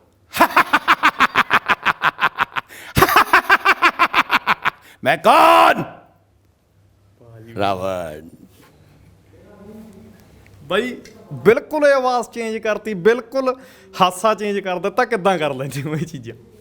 ਦੇਖੋ ਇਹ ਮੈਂ ਕੁਝ ਨਹੀਂ ਚੇਂਜ ਕਰਦਾ, ਮੇਰੀ ਆਵਾਜ਼ ਵੈਸੇ ਨਾਰਮਲ ਠੀਕ ਹੈ, ਪਰ ਜਦੋਂ ਮੈਂ ਇੱਕ ਕਰੈਕਟਰ ਦੇ ਵਿੱਚ ਉਹਨਾਂ ਦੇ ਘੁਸਦਾ ਹੈ, ਉਹਨਾਂ ਦੇ ਵਿੱਚ ਐਂ ਕਹਿ ਲਓ ਜਾਂ ਉਹ ਮੈਨੂੰ ਆਪਣੀ ਗੋਦ 'ਚ ਲੈਂਦੇ ਨੇ, ਤਾਂ ਮੈਂ ਜਦੋਂ ਉਹਨਾਂ ਦੇ ਵਿੱਚ ਉਹਨਾਂ ਦੇ ਕਰੈਕਟਰ ਜਾਨਾ ਹੈ ਤਾਂ ਉਹ ਮੈਨੂੰ ਆਪਣੀ ਗੋਦ 'ਚ ਲੈ ਕੇ ਸ਼ਾਇਦ ਮੇਰੀ ਆਵਾਜ਼ ਉਦੋਂ ਚੇਂਜ ਹੋ ਜਾਂਦੀ। ਭਗਤੀ ਦੇ ਵਿੱਚ ਕਹਿ ਲਈਏ, ਇਹ ਕੁਦਰਤੀ ਗੱਲ ਹੈ, ਇਹ ਮੇਰੀ ਆਵਾਜ਼ ਚੇਂਜ ਹੋ ਜਾਣੀ ਹੈ। ਤੇ ਜਦੋਂ ਤੁਸੀਂ ਮੈਨੂੰ ਸਟੇਜ 'ਤੇ ਦੇਖੋਗੇ, ਸਟੇਜ ਦੇ ਦੌਰਾਨ ਮੇਰੀ ਆਵਾਜ਼ ਤੁਹਾਨੂੰ ਹੋਰ ਚੇਂਜ ਮਿਲੇਗੀ। ਅੱਛਾ, ਕਈ ਹੁਣ ਜ਼ਿਆਦਾਤਰ ਦੇ ਵਿੱਚ ਰਾਵਣ ਦੇ ਪੁਤਲੇ ਨੂੰ ਅੱਗ ਲਗਾਈ ਜਾਂਦੀ ਆ, ਪਰ ਕਈ ਪਿੰਡ ਐਸੇ ਨੇ ਜਾਂ ਕਈ ਜਗ੍ਹਾ ਐਸੀਆਂ ਨੇ ਜਿੱਥੇ ਰਾਵਣ ਜੀ ਦੀ ਪੂਜਾ ਵੀ ਕੀਤੀ ਜਾਂਦੀ ਹੈ, ਉਹਨਾਂ ਬਾਰੇ ਕੁਝ ਨੌਲੇਜ ਹੈ, ਕਿੱਥੇ ਕਿੱਥੇ ਹੁੰਦੀ ਤੇ ਕਿਉਂ ਹੁੰਦੀ? ਤੁਸੀਂ ਆਪਾਂ ਗੱਲ ਕਰੀਏ ਜਿੱਥੇ ਰਾਵਣ ਦੀ ਪੂਜਾ ਹੁੰਦੀ ਹੈ, ਸਭ ਤੋਂ ਪਹਿਲਾਂ ਤਾਂ ਆਪਾਂ ਸ਼੍ਰੀਲੰਕਾ ਚਲ ਜਾਈਏ। ਉੱਥੇ ਹਾਲੇ ਤੱਕ ਰਾਵਣ ਜੀ ਨੂੰ ਜਲਾਇਆ ਨਹੀਂ ਜਾਂਦਾ, ਪੂਜਾ ਉੱਥੇ ਉਹਨਾਂ ਦੀ ਪੂਜਾ ਕੀਤੀ ਜਾਂਦੀ ਹੈ। ਔਰ ਆਪਣਾ ਇੱਕ ਲੁਧਿਆਣੇ ਦੇ ਲਾਗੇ ਇੱਕ ਪਿੰਡ ਹੈ ਪਾਇਲ, ਅੱਛਾ, ਪੰਜਾਬ ਦੇ ਵਿੱਚ, ਉਸ ਪਿੰਡ ਦੇ ਵਿੱਚ ਵੀ ਰਾਵਣ ਜੀ ਨੂੰ ਜਲਾਉਂਦੇ ਨਹੀਂ ਆ, ਉੱਥੇ ਉਹਨਾਂ ਦੀ ਪੂਜਾ ਕੀਤੀ ਜਾਂਦੀ ਹੈ। ਬਕਾਇਦਾ ਉਹਨਾਂ ਦਾ ਤੁਸੀਂ YouTube ਤੇ ਖੋਲ੍ਹ ਕੇ ਦੇਖੋ, ਉਹਨਾਂ ਦਾ ਇੱਕ ਪੁਤਲਾ ਬਣਾਇਆ ਗਿਆ, ਉਸ ਪੁਤਲੇ ਦੀ ਪੂਜਾ ਕੀਤੀ ਜਾਂਦੀ ਹੈ ਤੇ ਹੁਣ ਤੱਕ ਵੀ ਉਹ ਸਾਰਾ ਉੱਥੇ ਮੌਜੂਦ ਹੈ। ਅੱਛਾ ਬਾਈ, ਕਮਾਲ ਦੀ ਗੱਲ ਆ ਨਾ ਕਿ ਪੰਜਾਬ ਤਕਰੀਬਨ 250 ਤੋਂ 300 ਕਿਲੋਮੀਟਰ ਦਾ ਏਰੀਆ ਹਰ ਪਾਸੇ ਨੂੰ ਜਿਹੜਾ ਹੈਗਾ, ਉਸ ਦੇ ਵਿੱਚ ਹੀ ਦੋ ਤਰ੍ਹਾਂ ਦੀਆਂ ਸ਼ਖਸੀਅਤਾਂ, ਰਾਵਣ ਨੂੰ ਇੱਕ ਜਗ੍ਹਾ ਜਲਾਇਆ ਜਾਂਦਾ, ਇੱਕ ਜਗ੍ਹਾ ਰਾਵਣ ਜੀ ਦੀ ਪੂਜਾ ਜਿਹੜੀ ਆ ਕੀਤੀ ਜਾਂਦੀ ਆ। ਦੇਖੋ, ਮੈਂ ਤਾਂ ਇੱਕ ਗੱਲ ਕਹੂੰਗਾ, ਜਿਹੜਾ ਰਾਵਣ ਜਲਾਉਣ ਦੀ ਗੱਲ ਹੈ, ਤੁਸੀਂ ਇੱਥੇ ਜਿਹੜਾ ਲੋਕਾਂਚਾਰੀ ਰਾਵਣ ਜਲਾਉਂਦੇ ਆ, ਇਹਨੂੰ ਜਲਾਉਣਾ ਇੱਕ ਕੋਈ ਮੈਂ ਠੀਕ ਨਹੀਂ ਸਮਝਦਾ। ਇਹ ਚੀਜ਼ ਪ੍ਰਥਾ ਬੰਦ ਹੋਣੀ ਚਾਹੀਦੀ ਹੈ, ਕੋਸ਼ਿਸ਼ ਇਹ ਕਰਨੀ ਚਾਹੀਦੀ ਹੈ। ਤੇ ਜਿਹੜਾ ਸਾਡੇ ਅੰਦਰ ਦਾ ਰਾਵਣ ਹੈ, ਜਿਹੜਾ ਮੈਂ ਤੁਹਾਨੂੰ ਦੱਸਿਆ ਇਹ ਪਹਿਲਾਂ ਵੀ ਅਸੀਂ ਛੋਟੇ ਛੋਟੇ ਬੱਚਿਆਂ ਨਾਲ, ਕੁੜੀਆਂ, ਜਿਹੜਾ ਅੱਜ ਆਪਾਂ ਦੇਖ ਰਹੇ ਹਾਂ ਸੰਸਾਰ ਦੇ ਵਿੱਚ ਕੀ ਹੋ ਰਿਹਾ, ਆਪਣੇ ਹਿੰਦੁਸਤਾਨ ਦੇ ਵਿੱਚ ਲਾ ਲਈਏ, ਆਪਾਂ ਬਾਹਰ ਦੀ ਗੱਲ ਛੱਡੀਏ, ਤੇ ਛੋਟੇ ਛੋਟੇ ਬੱਚਿਆਂ ਨਾਲ, ਆਪਣੇ ਕੁੜੀਆਂ ਨਾਲ, ਈਵਨ ਕਿ ਹੁਣ ਤਾਂ ਲੋਕ ਇਹੋ ਜਿਹੇ ਹੋ ਗਏ ਵੀ ਮਾਤਾਵਾਂ ਭੈਣਾਂ ਨੂੰ ਵੀ ਨਹੀਂ ਬਖਸ਼ਦੇ, ਠੀਕ ਹੈ ਜੀ। ਉਹ ਤੁਸੀਂ ਉਹਨਾਂ ਤੋਂ ਲਾਓ ਵੀ ਜਦ ਤੱਕ ਉਹ ਸਾਡੇ ਅੰਦਰ ਦਾ ਰਾਵਣ ਨਹੀਂ ਮਰਦਾ, ਜਦ ਤੱਕ ਉਹ ਸਾਡੇ ਅੰਦਰ ਦਾ ਰਾਵਣ ਨਹੀਂ ਮਰਦਾ, ਮੇਰਾ ਖਿਆਲ ਹੈ ਵੀ ਇਹ ਰਾਵਣ ਨੂੰ ਵੀ ਜਲਾਉਣਾ ਬੰਦ ਨਹੀਂ ਹੋ ਸਕਦਾ। ਜਿੱਦਣ ਉਹ ਰਾਵਣ ਸਾਡਾ ਮਰ ਗਿਆ, ਸਾਡੇ ਲੋਕਾਂ ਦੇ ਵਿੱਚ ਆਪਸ ਦੇ ਵਿੱਚ ਪ੍ਰੇਮ ਪਿਆਰ ਭਾਈਚਾਰਾ ਪੈ ਗਿਆ, ਭੈਣ ਨੂੰ ਭੈਣ ਸਮਝਣ ਲੱਗੇ, ਮਾਂ ਨੂੰ ਮਾਂ ਸਮਝਣ ਲੱਗੇ, ਤੇ ਬੱਚਿਆਂ ਨੂੰ, ਛੋਟਿਆਂ ਨੂੰ ਆਪਣੇ ਬੱਚਿਆਂ ਵਾਂਗੂ ਸਮਝਣ ਲੱਗੇ, ਉਦੋਂ ਸ਼ਾਇਦ ਇਹ ਰਾਵਣ ਖਤਮ ਹੋਊਗਾ ਤੇ ਸਿਸਟਮ ਜ਼ਿਆਦਾ ਵਿਗੜਦਾ ਜਾ ਰਿਹਾ। ਤਾਂ ਮੇਰਾ ਸਭ ਨੂੰ ਇੱਕ ਇਹ ਛੋਟਾ ਜਿਹਾ ਸੰਦੇਸ਼ ਹੈ ਵੀ ਪਹਿਲਾਂ ਤਾਂ ਆਪਣੇ ਅੰਦਰ ਦੇ ਰਾਵਣ ਨੂੰ ਮਾਰੋ, ਤਾਂ ਫਿਰ ਅਸੀਂ ਅੱਗੇ ਤੁਰ ਸਕਦੇ ਹਾਂ। ਮੈਂ ਕਹਿੰਦਾ ਬਾਈ, ਤੁਹਾਡੀਆਂ ਗੱਲਾਂ ਸੁਣ ਕੇ ਤੁਸੀਂ ਨੇ ਰਾਵਣ ਜੀ ਬਾਰੇ ਦੱਸਿਆ, ਜੇਕਰ ਰਾਵਣ ਜੀ ਦਾ ਅਸਲੀ ਪੱਖ ਸਮਝ ਲਿਆ ਜਾਵੇ, ਉਹੀ ਪੋਜ਼ਿਟਿਵ ਪੱਖ ਸਮਝ ਲਿਆ ਜਾਵੇ, ਤਾਂ ਆਪਣੇ ਅੰਦਰ ਦਾ ਸ਼ੈਤਾਨ ਜਿਹੜਾ ਮਾਰਨਾ, ਆਪਣੇ ਅੰਦਰ ਦਾ ਰਾਵਣ ਜਿਹੜਾ ਮਾਰਨਾ ਕੋਈ ਮੁਸ਼ਕਿਲ ਗੱਲ ਨਹੀਂ ਹੋਊਗੀ। ਨਹੀਂ, ਜੇਕਰ ਅਸੀਂ ਆਪਣੇ ਆਪ ਨੂੰ ਅਸੀਂ ਖੁਦ ਸਮਝ ਲਈਏ ਤਾਂ ਮੇਰਾ ਖਿਆਲ ਹੈ ਵੀ ਉਹ ਸ਼ੈਤਾਨ ਇੱਕ ਵਾਰ ਜ਼ਰੂਰ ਮਰੇਗਾ। ਅਸੀਂ ਗੁਨਾਹ ਕਰਦੇ ਹਾਂ ਸਾਰੇ ਜਣੇ, ਕੋਈ ਵੀ, ਚਾਹੇ ਮੈਂ, ਭਾਵੇਂ ਤੁਸੀਂ, ਕੋਈ ਵੀ ਕਰਦਾ ਏ। ਤੁਸੀਂ ਸਵੇਰ ਤੋਂ ਸ਼ਾਮ ਤੱਕ ਆਪਣੇ ਕਦੇ ਨਾ ਸ਼ਾਮ ਨੂੰ ਬੈਠ ਕੇ ਕਈ ਵਾਰੀ ਆਪਾਂ ਸੋਚਦੇ ਵੀ ਹਾਂ, ਨਿਚੋੜ ਵੀ ਕੱਢਦੇ ਹਾਂ ਵੀ ਮੈਂ ਸਵੇਰ ਤੋਂ ਸ਼ਾਮ ਤੱਕ ਕੀ ਕੀਤਾ। ਤੇ ਸ਼ਾਇਦ ਆਪਾਂ ਜਦੋਂ ਸਕੂਟਰ ਤੇ ਜਾਂਦੇ ਆ ਜਾਂ ਕਿਤੇ ਰਸਤੇ ਦੇ ਵਿੱਚ ਜਾਂਦੇ ਆ, ਸਾਡੇ ਤੋਂ ਗਲਤ ਕੰਮ ਹੋ ਵੀ ਜਾਂਦਾ, ਉਹ ਕਦੇ ਆਪਾਂ ਸ਼ਾਮ ਨੂੰ ਬੈਠ ਕੇ ਜਦੋਂ ਸੋਚਦੇ ਆ ਇਹ ਗੱਲਾਂ ਨੂੰ ਵੀ ਯਾਰ ਇੱਕ ਵਾਰ ਅਫਸੋਸ ਵੀ ਜ਼ਰੂਰ ਹੁੰਦਾ। ਜੇ ਆਪਾਂ ਉਹ ਸਾਰੇ ਦਿਨ ਦਾ ਨਿਚੋੜ ਜਿਹੜਾ ਸ਼ਾਮ ਨੂੰ ਕੱਢਦੇ ਆ ਤੇ ਉਹ ਨਿਚੋੜ ਨੂੰ ਆਪਾਂ ਰੈਗੂਲਰ ਆਪਣੇ ਪੂਰੇ ਦਿਨ ਦੀ ਦਿਨਚਰਿਆ ਦੇ ਵਿੱਚ ਲੈ ਕੇ ਚੱਲੀਏ ਵੀ ਅਸੀਂ ਨਹੀਂ, ਅਸੀਂ ਫਲਾਣੇ ਬੰਦੇ ਨਾਲ ਗਲਤ ਕੀਤਾ, ਜਾਂ ਅਸੀਂ ਸੋਚ ਹੀ ਲੈਂਦੇ ਆ, ਜਦੋਂ ਸੋਚ ਲਿਆ ਨਾ ਉਹ ਕਰਤਾ। ਸਭ ਤੋਂ ਪਹਿਲਾਂ ਤਾਂ ਗੱਲ ਇਹ ਹੈ ਵੀ ਜਦੋਂ ਸੋਚ ਲਿਆ ਤਾਂ ਉਹ ਕਰਤਾ। ਜਦੋਂ ਅਸੀਂ ਕਿਸੇ ਬੰਦੇ ਬਾਰੇ ਵੈਸੇ ਵੀ ਗਲਤ ਸੋਚ ਲੈਂਦੇ ਆ ਵੀ ਅਸੀਂ ਇਹਦਾ ਮਾੜਾ ਕਰਨਾ ਹੈ, ਇਹਨੂੰ ਕਿਸੇ ਨੌਕਰੀ ਤੋਂ ਕਰਾਉਣਾ ਹੈ, ਗਲਤ ਕਰਾਉਣਾ ਇਹਦੇ ਨਾਲ, ਜਾਂ ਕੁਝ ਹੋਰ ਇੱਦਾਂ ਕੋਈ ਗਲਤ ਕੰਮ ਕਰਾਉਣੇ ਨੇ, ਉਹ ਚੀਜ਼ਾਂ ਨੂੰ ਜੇ ਅਸੀਂ ਖਤਮ ਕਰ ਦਈਏ, ਆਪਣੇ ਅੰਦਰੋਂ ਪਹਿਲੇ ਹੀ ਸੋਚ ਲਈਏ ਨਹੀਂ ਯਾਰ ਇਹ ਚੀਜ਼ ਰੱਬ ਭਲਾ ਕਰੇ, ਜੇ ਆਪਾਂ ਇਹ ਗੱਲਾਂ ਸੋਚ ਲਈਏ ਕਿ ਮਹਾਦੇਵ ਭਲਾ ਕਰਨ, ਤਾਂ ਸ਼ਾਇਦ ਅਸੀਂ ਉਸ ਭਲੇ ਵੱਲ ਹੌਲੀ ਹੌਲੀ ਕਰਕੇ ਤੁਰ ਪਾਂਗੇ ਤੇ ਸਾਡੇ ਅੰਦਰ ਦਾ ਜਿਹੜਾ ਰਾਵਣ ਹੈ ਉਹ ਖਤਮ ਹੋਣ ਲੱਗ ਜਾਏਗਾ। ਜੀ, ਆਖਰੀ ਸਵਾਲ ਆ ਬਾਈ, ਕਿਉਂਕਿ ਤੁਹਾਡੇ ਵੀ ਕਰੈਕਟਰ ਦਾ ਜਿਹੜਾ ਸਮਾਂ ਹੋ ਰਿਹਾ, ਜ਼ਿਆਦਾ ਸਮਾਂ ਨਹੀਂ ਤੁਹਾਡਾ ਲਵਾਂਗੇ। ਰਾਵਣ ਦੀ ਕਰੈਕਟਰ ਦੇ ਵਿੱਚ, ਰਾਵਣ ਦੀ ਆਵਾਜ਼ ਦੇ ਵਿੱਚ ਲੋਕਾਂ ਨੂੰ ਇੱਕ ਕੋਈ ਸੁਨੇਹਾ ਅੱਜ ਦੇ ਰਾਵਣ ਨੂੰ ਖਤਮ ਕਰਨ ਦੇ ਲਈ। ਲੋਕਾਂ ਨੂੰ ਸੁਨੇਹਾ ਇਹ है, आवाज़ देखो लोगों को सुनेहा यही है कि अगर हमारे अंदर जो रावण बस गया है, जो रावण हमारे अंदर बस गया, अगर हम उस रावण को अपने दिमाग में मारेंगे, काम कहाँ से शुरू होता है? काम होता है आँखों से। कोई भी आदमी अगर रास्ते पे जा रहा है तो आँखें से पहले उसको देखता है, फिर उसको दिमाग में लेता है, फिर उसको दिल में आता है, आखिर में क्या होता है? हाथ चलते हैं, हाथ चलते हैं, उसके बाद अगर उसके पास जाना है तो अपने पैर चलते हैं। काम कहाँ से शुरू हुआ? आँखों से। अगर हमारी आँखें गलत चीज़ों को नहीं देखती, सही चीज़ों को देखेंगी, तो ही सब कुछ सही होगा। और आंखें देखेगी, दिमाग सोचेगा, दिल में आएगा, हाथ चलेंगे, जुबान भी चलेगी। मतलब देखना ही नहीं कुछ। हमारी सोच ही जो है आंखों से शुरू होती है। अगर आंखों से हम गलत देखेंगे तो हमें गलत ही मिलेगा। अगर सही बोलेंगे, सही सोचेंगे, सही देखेंगे, हर चीज़ को सही से देखेंगे। सुबह उठो, भगवान का नाम लो, भगवान का नाम लो। चाहे आप भगवान को 10 मिनट मिलते हैं, जरूर मिलो, 10 मिनट के लिए ही मिलो, जरूर मिलो। अगर आप मंदिर नहीं जा सकते तो अपने घर पे कोई ऐसी भगवान की तस्वीर रखो, उस तस्वीर को देखो, उनको प्रणाम करो, उनको बोलो कि भगवान जो मैं आज मेरा दिन शुरू होने वाला है वो अच्छा हो, मैं किसी के बारे में बुरा ना सोचूं, ना ही कुछ ऐसा देखूं, ना सोचूं, ना ही कुछ गलत करने की कोशिश करूं। मुझे अपनी आशीष दो ताकि मैं एक अच्छा इंसान बन सकूं। और शाम को जब आप घर आते हो एक बार अपने भगवान से ज़रूर मिलो। वो इसलिए देखो, हम अपने घर पे अपने माँ बाप से मिल के जाते हैं। जब हम घर में जल्दी नहीं पहुँचते तो हमारी माँ क्या करती है, हमें फ़ोन करती है, बेटा कहाँ पे है, आया क्यों नहीं। तो हम क्या करते हैं, हम यही सोचते हैं कि यार मम्मी ने बुला लिया है, अभी टाइम लगेगा, ऐसा है। वैसे ही जब हम सुबह भगवान को मिलते हैं तो शाम को आके अपने भगवान को मिलो ज़रूर। जब सुबह मिल के गए हो, उनको शक्ल दिखाई है, तो उनको आपकी वेट शाम को रहती है। ये नहीं है भगवान में, अब भगवान अभी तक दुनिया में है, उनका वजूद ख़त्म नहीं हुआ। सो मेरी सबसे यही गुजारिश है, भगवान का नाम सुबह लो।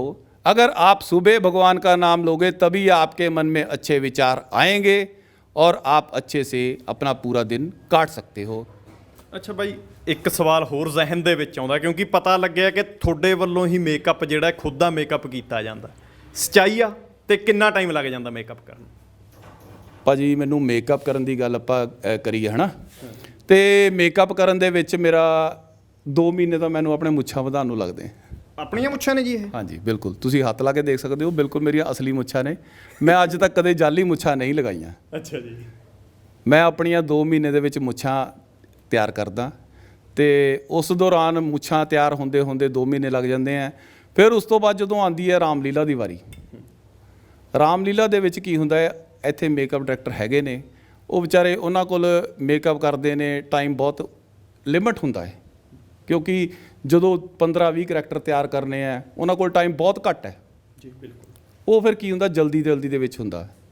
ਤੇ ਮੈਂ ਆਪਣਾ ਖੁਦ ਮੇਕਅਪ ਕਰਦਾ। ਮੈਂ ਆਪਣੇ ਘਰ ਤੋਂ, ਮੇਰੇ ਪੇਰੈਂਟਸ ਮੇਰਾ ਬਹੁਤ ਸਾਥ ਦਿੰਦੇ ਨੇ, ਤੇ ਮੇਰੇ ਉਦੋਂ ਮੈਂ ਬੈਠ ਜਾਂਦਾ ਹੈ ਤੇ ਮੈਨੂੰ ਜੋ ਸਮਾਨ ਪ੍ਰੋਵਾਈਡ ਕਰਨਾ ਹੁੰਦਾ, ਮੇਰੇ ਬੱਚੇ, ਮੇਰੇ ਫਾਦਰ, ਮੇਰੇ ਮਦਰ, ਉਹ ਸਾਰੇ ਮੈਨੂੰ ਪ੍ਰੋਵਾਈਡ ਕਰਕੇ ਉੱਥੇ ਹੀ ਬਿਠਾ ਕੇ ਫਿਰ ਮੈਂ ਆਪਣਾ ਮੇਕਅਪ ਸ਼ੁਰੂ ਕਰਦਾ। ਉਸ ਦੌਰਾਨ ਜੋ ਮੇਰਾ ਆਪਣਾ ਸਮਾਨ ਹੈ, ਮੈਂ ਮੇਕਅਪ ਦਾ ਸਮਾਨ ਕਦੋਂ ਬਾਹਰੋਂ ਨਹੀਂ ਖਰੀਦਿਆ। ਆਪਣਾ ਮੇਕਅਪ ਕਰਨ ਨੂੰ ਮੈਨੂੰ ਘੱਟੋ ਘੱਟ 1 ਘੰਟਾ ਲੱਗ ਜਾਂਦਾ। ਅੱਛਾ ਜੀ। 1 ਘੰਟਾ ਮੇਰਾ ਮੇਕਅਪ ਨੂੰ ਲੱਗਦਾ। ਉਸ ਤੋਂ ਬਾਅਦ ਮੇਰਾ 15 ਤੋਂ 20 ਮਿੰਟ ਇਸ ਕਾਸਟਿਊਮ ਨੂੰ ਪੂਰਾ ਪਾਉਣ ਨੂੰ ਲੱਗਦਾ, ਕਿਉਂਕਿ ਇਸ ਕਾਸਟਿਊਮ ਦੇ ਵਿੱਚ ਬਹੁਤ ਜ਼ਿਆਦਾ ਜਾਨ ਹੈ। ਕਿਉਂਕਿ ਇਸ ਦੇ ਵਿੱਚ ਰਾਵਣ ਘੁਸ ਜਾਂਦਾ। ਬਿਲਕੁਲ। ਤੇ ਜਦੋਂ ਇਹ ਕਾਸਟਿਊਮ ਪੈ ਜਾਂਦਾ, ਤੁਸੀਂ ਮੈਨੂੰ ਪਹਿਲਾਂ ਵੀ ਮਿਲੇ ਆ ਜਦੋਂ ਮੈਂ ਰੈਡੀ ਨਹੀਂ ਸੀਗਾ। ਬਿਲਕੁਲ। ਠੀਕ ਹੈ ਜੀ। ਤੇ ਜਦੋਂ ਵਰਦੀ ਪਾਉਣ ਤੋਂ ਪਹਿਲਾਂ ਤੁਸੀਂ ਸਿਰਫ ਮੇਰਾ ਚਿਹਰਾ ਦੇਖਿਆ ਸੀ, ਨਾਰਮਲ ਵੀ ਨਹੀਂ ਭਾਜੀ ਤੁਸੀਂ ਬਹੁਤ ਵਧੀਆ ਤਿਆਰ ਹੋਏ ਆ। ਤੇ ਪਰ ਜਦੋਂ ਕਾਸਟਿਊਮ ਪੈ ਗਿਆ, ਸ਼ਾਇਦ ਤੁਸੀਂ ਆਪ ਖੁਦ ਕਹਿ ਰਹੇ ਸੀਗੇ ਕਿ ਭਾਜੀ ਤੁਹਾਡਾ ਸਾਰਾ ਚਿਹਰਾ ਬਦਲ ਗਿਆ। ਬਿਲਕੁਲ ਬਦਲ ਗਿਆ, ਹੁਣ ਚੇਂਜ ਹੋ ਗਿਆ। ਇਹ ਕਾਸਟਿਊਮ ਪਹਿਨ ਦੇ ਨਾਲ ਹੀ ਸ਼ਾਇਦ ਉਹ ਸ਼ਖਸੀਅਤ ਤੁਹਾਡੇ ਨਾਲ ਜੁੜ ਜਾਂਦੀ ਹੈ। ਬਿਲਕੁਲ। ਉਹੀ ਤੁਹਾਨੂੰ ਉਹ ਪਾਵਰ ਦਿੰਦੀ ਹੈ ਜੀ। ਬਹੁਤ ਸ਼ੁਕਰੀਆ। ਸੋ ਰਾਵਣ ਦਾ ਕਰੈਕਟਰ ਕਰਦੇ ਨੇ ਲੰਬੇ ਸਮੇਂ ਤੋਂ, 10 ਸਾਲ ਤੋਂ। ਗੱਲਾਂ ਇਹ ਨੇ ਕਿ ਰਾਵਣ ਦਾ ਇੱਕ ਸਾਈਡ ਨੈਗੇਟਿਵ ਪੁਆਇੰਟ ਪੜਾਇਆ ਗਿਆ, ਪਰ ਅਸਲੀ ਰਾਵਣ ਨੂੰ ਸਮਝਣ ਦੀ ਜ਼ਰੂਰਤ ਹੈ, ਤੇ ਉਸੇ ਅਸਲੀ ਰਾਵਣ ਨੂੰ ਸਮਝ ਕੇ, ਰਾਵਣ ਦੀ ਸ਼ਖਸੀਅਤ ਨੂੰ ਸਮਝ ਕੇ ਅੱਜ ਦੇ ਸਮੇਂ ਦੇ ਵਿੱਚ ਚੱਲ ਰਹੇ ਬੁਰੇ ਖਿਆਲ ਜਾਂ ਬੁਰੀਆਂ ਸ਼ਖਸੀਅਤਾਂ ਨੂੰ ਆਪਣੇ ਮਨ ਦੇ ਅੰਦਰ ਮਾਰਨ ਦੀ ਜ਼ਰੂਰਤ ਹੈ। ਕਿਉਂਕਿ ਰਾਵਣ ਬਣੇ ਇਸ ਸ਼ਖਸ ਨੇ ਵੀ ਗੱਲਾਂ ਕੀਤੀਆਂ ਨੇ ਕਿ ਅੱਜ ਦੇ ਸਮੇਂ ਦੇ ਵਿੱਚ ਕਿਸ ਤਰ੍ਹਾਂ ਦੇ ਨਾਲ ਬੱਚੀਆਂ ਦੇ ਨਾਲ ਦੁਸ਼ਕਰਮ ਹੋ ਰਹੇ ਨੇ, ਆਪਣਿਆਂ ਦੀ ਇੱਜ਼ਤ ਨਹੀਂ ਕਰ ਰਹੇ। ਜੇਕਰ ਉਹ ਚੀਜ਼ਾਂ ਦੁਬਾਰਾ ਦੁਨੀਆ ਦੇ ਵਿੱਚ ਬਹਾਲ ਕਰਨੀਆਂ ਨੇ, ਪਿਆਰ ਕਰਨੀਆਂ ਨੇ, ਤਾਂ ਰਾਵਣ ਨੂੰ ਅਸਲ ਸਮਝਣ ਦੀ ਜ਼ਰੂਰਤ ਆ। ਹੁਣ ਰਾਵਣ ਦੀ ਕੁਝ ਜ਼ਿੰਦਗੀ ਦੇ ਐਸੇ ਸੱਚ ਦੱਸਣ ਦੀ ਕੋਸ਼ਿਸ਼ ਕੀਤੀ ਆ। ਜੇਕਰ ਸਾਡੇ ਇਸ ਚੈਨਲ ਦੇ ਜ਼ਰੀਏ, ਸਾਡੀ ਇਸ ਕੋਸ਼ਿਸ਼ ਦੇ ਜ਼ਰੀਏ ਕੁਝ ਲੋਕ ਉਹਨਾਂ ਨੂੰ ਚੰਗੀ ਤਰ੍ਹਾਂ ਸਮਝ ਲੈਣਗੇ ਤਾਂ ਹੋ ਸਕਦਾ ਕਿਸੇ ਦਾ ਕੋਈ ਭਲਾ ਹੋ ਜਾਵੇ। ਪੰਜਾਬੀ ਲੋਕ ਚੈਨਲ ਲਈ ਕੈਮਰਾਮੈਨ ਗੁਰਪ੍ਰੀਤ ਸਿੰਘ ਦੇ ਨਾਲ ਸੰਸਾਰਦੀਪ ਸਿੰਘ, ਰੋਪੜ।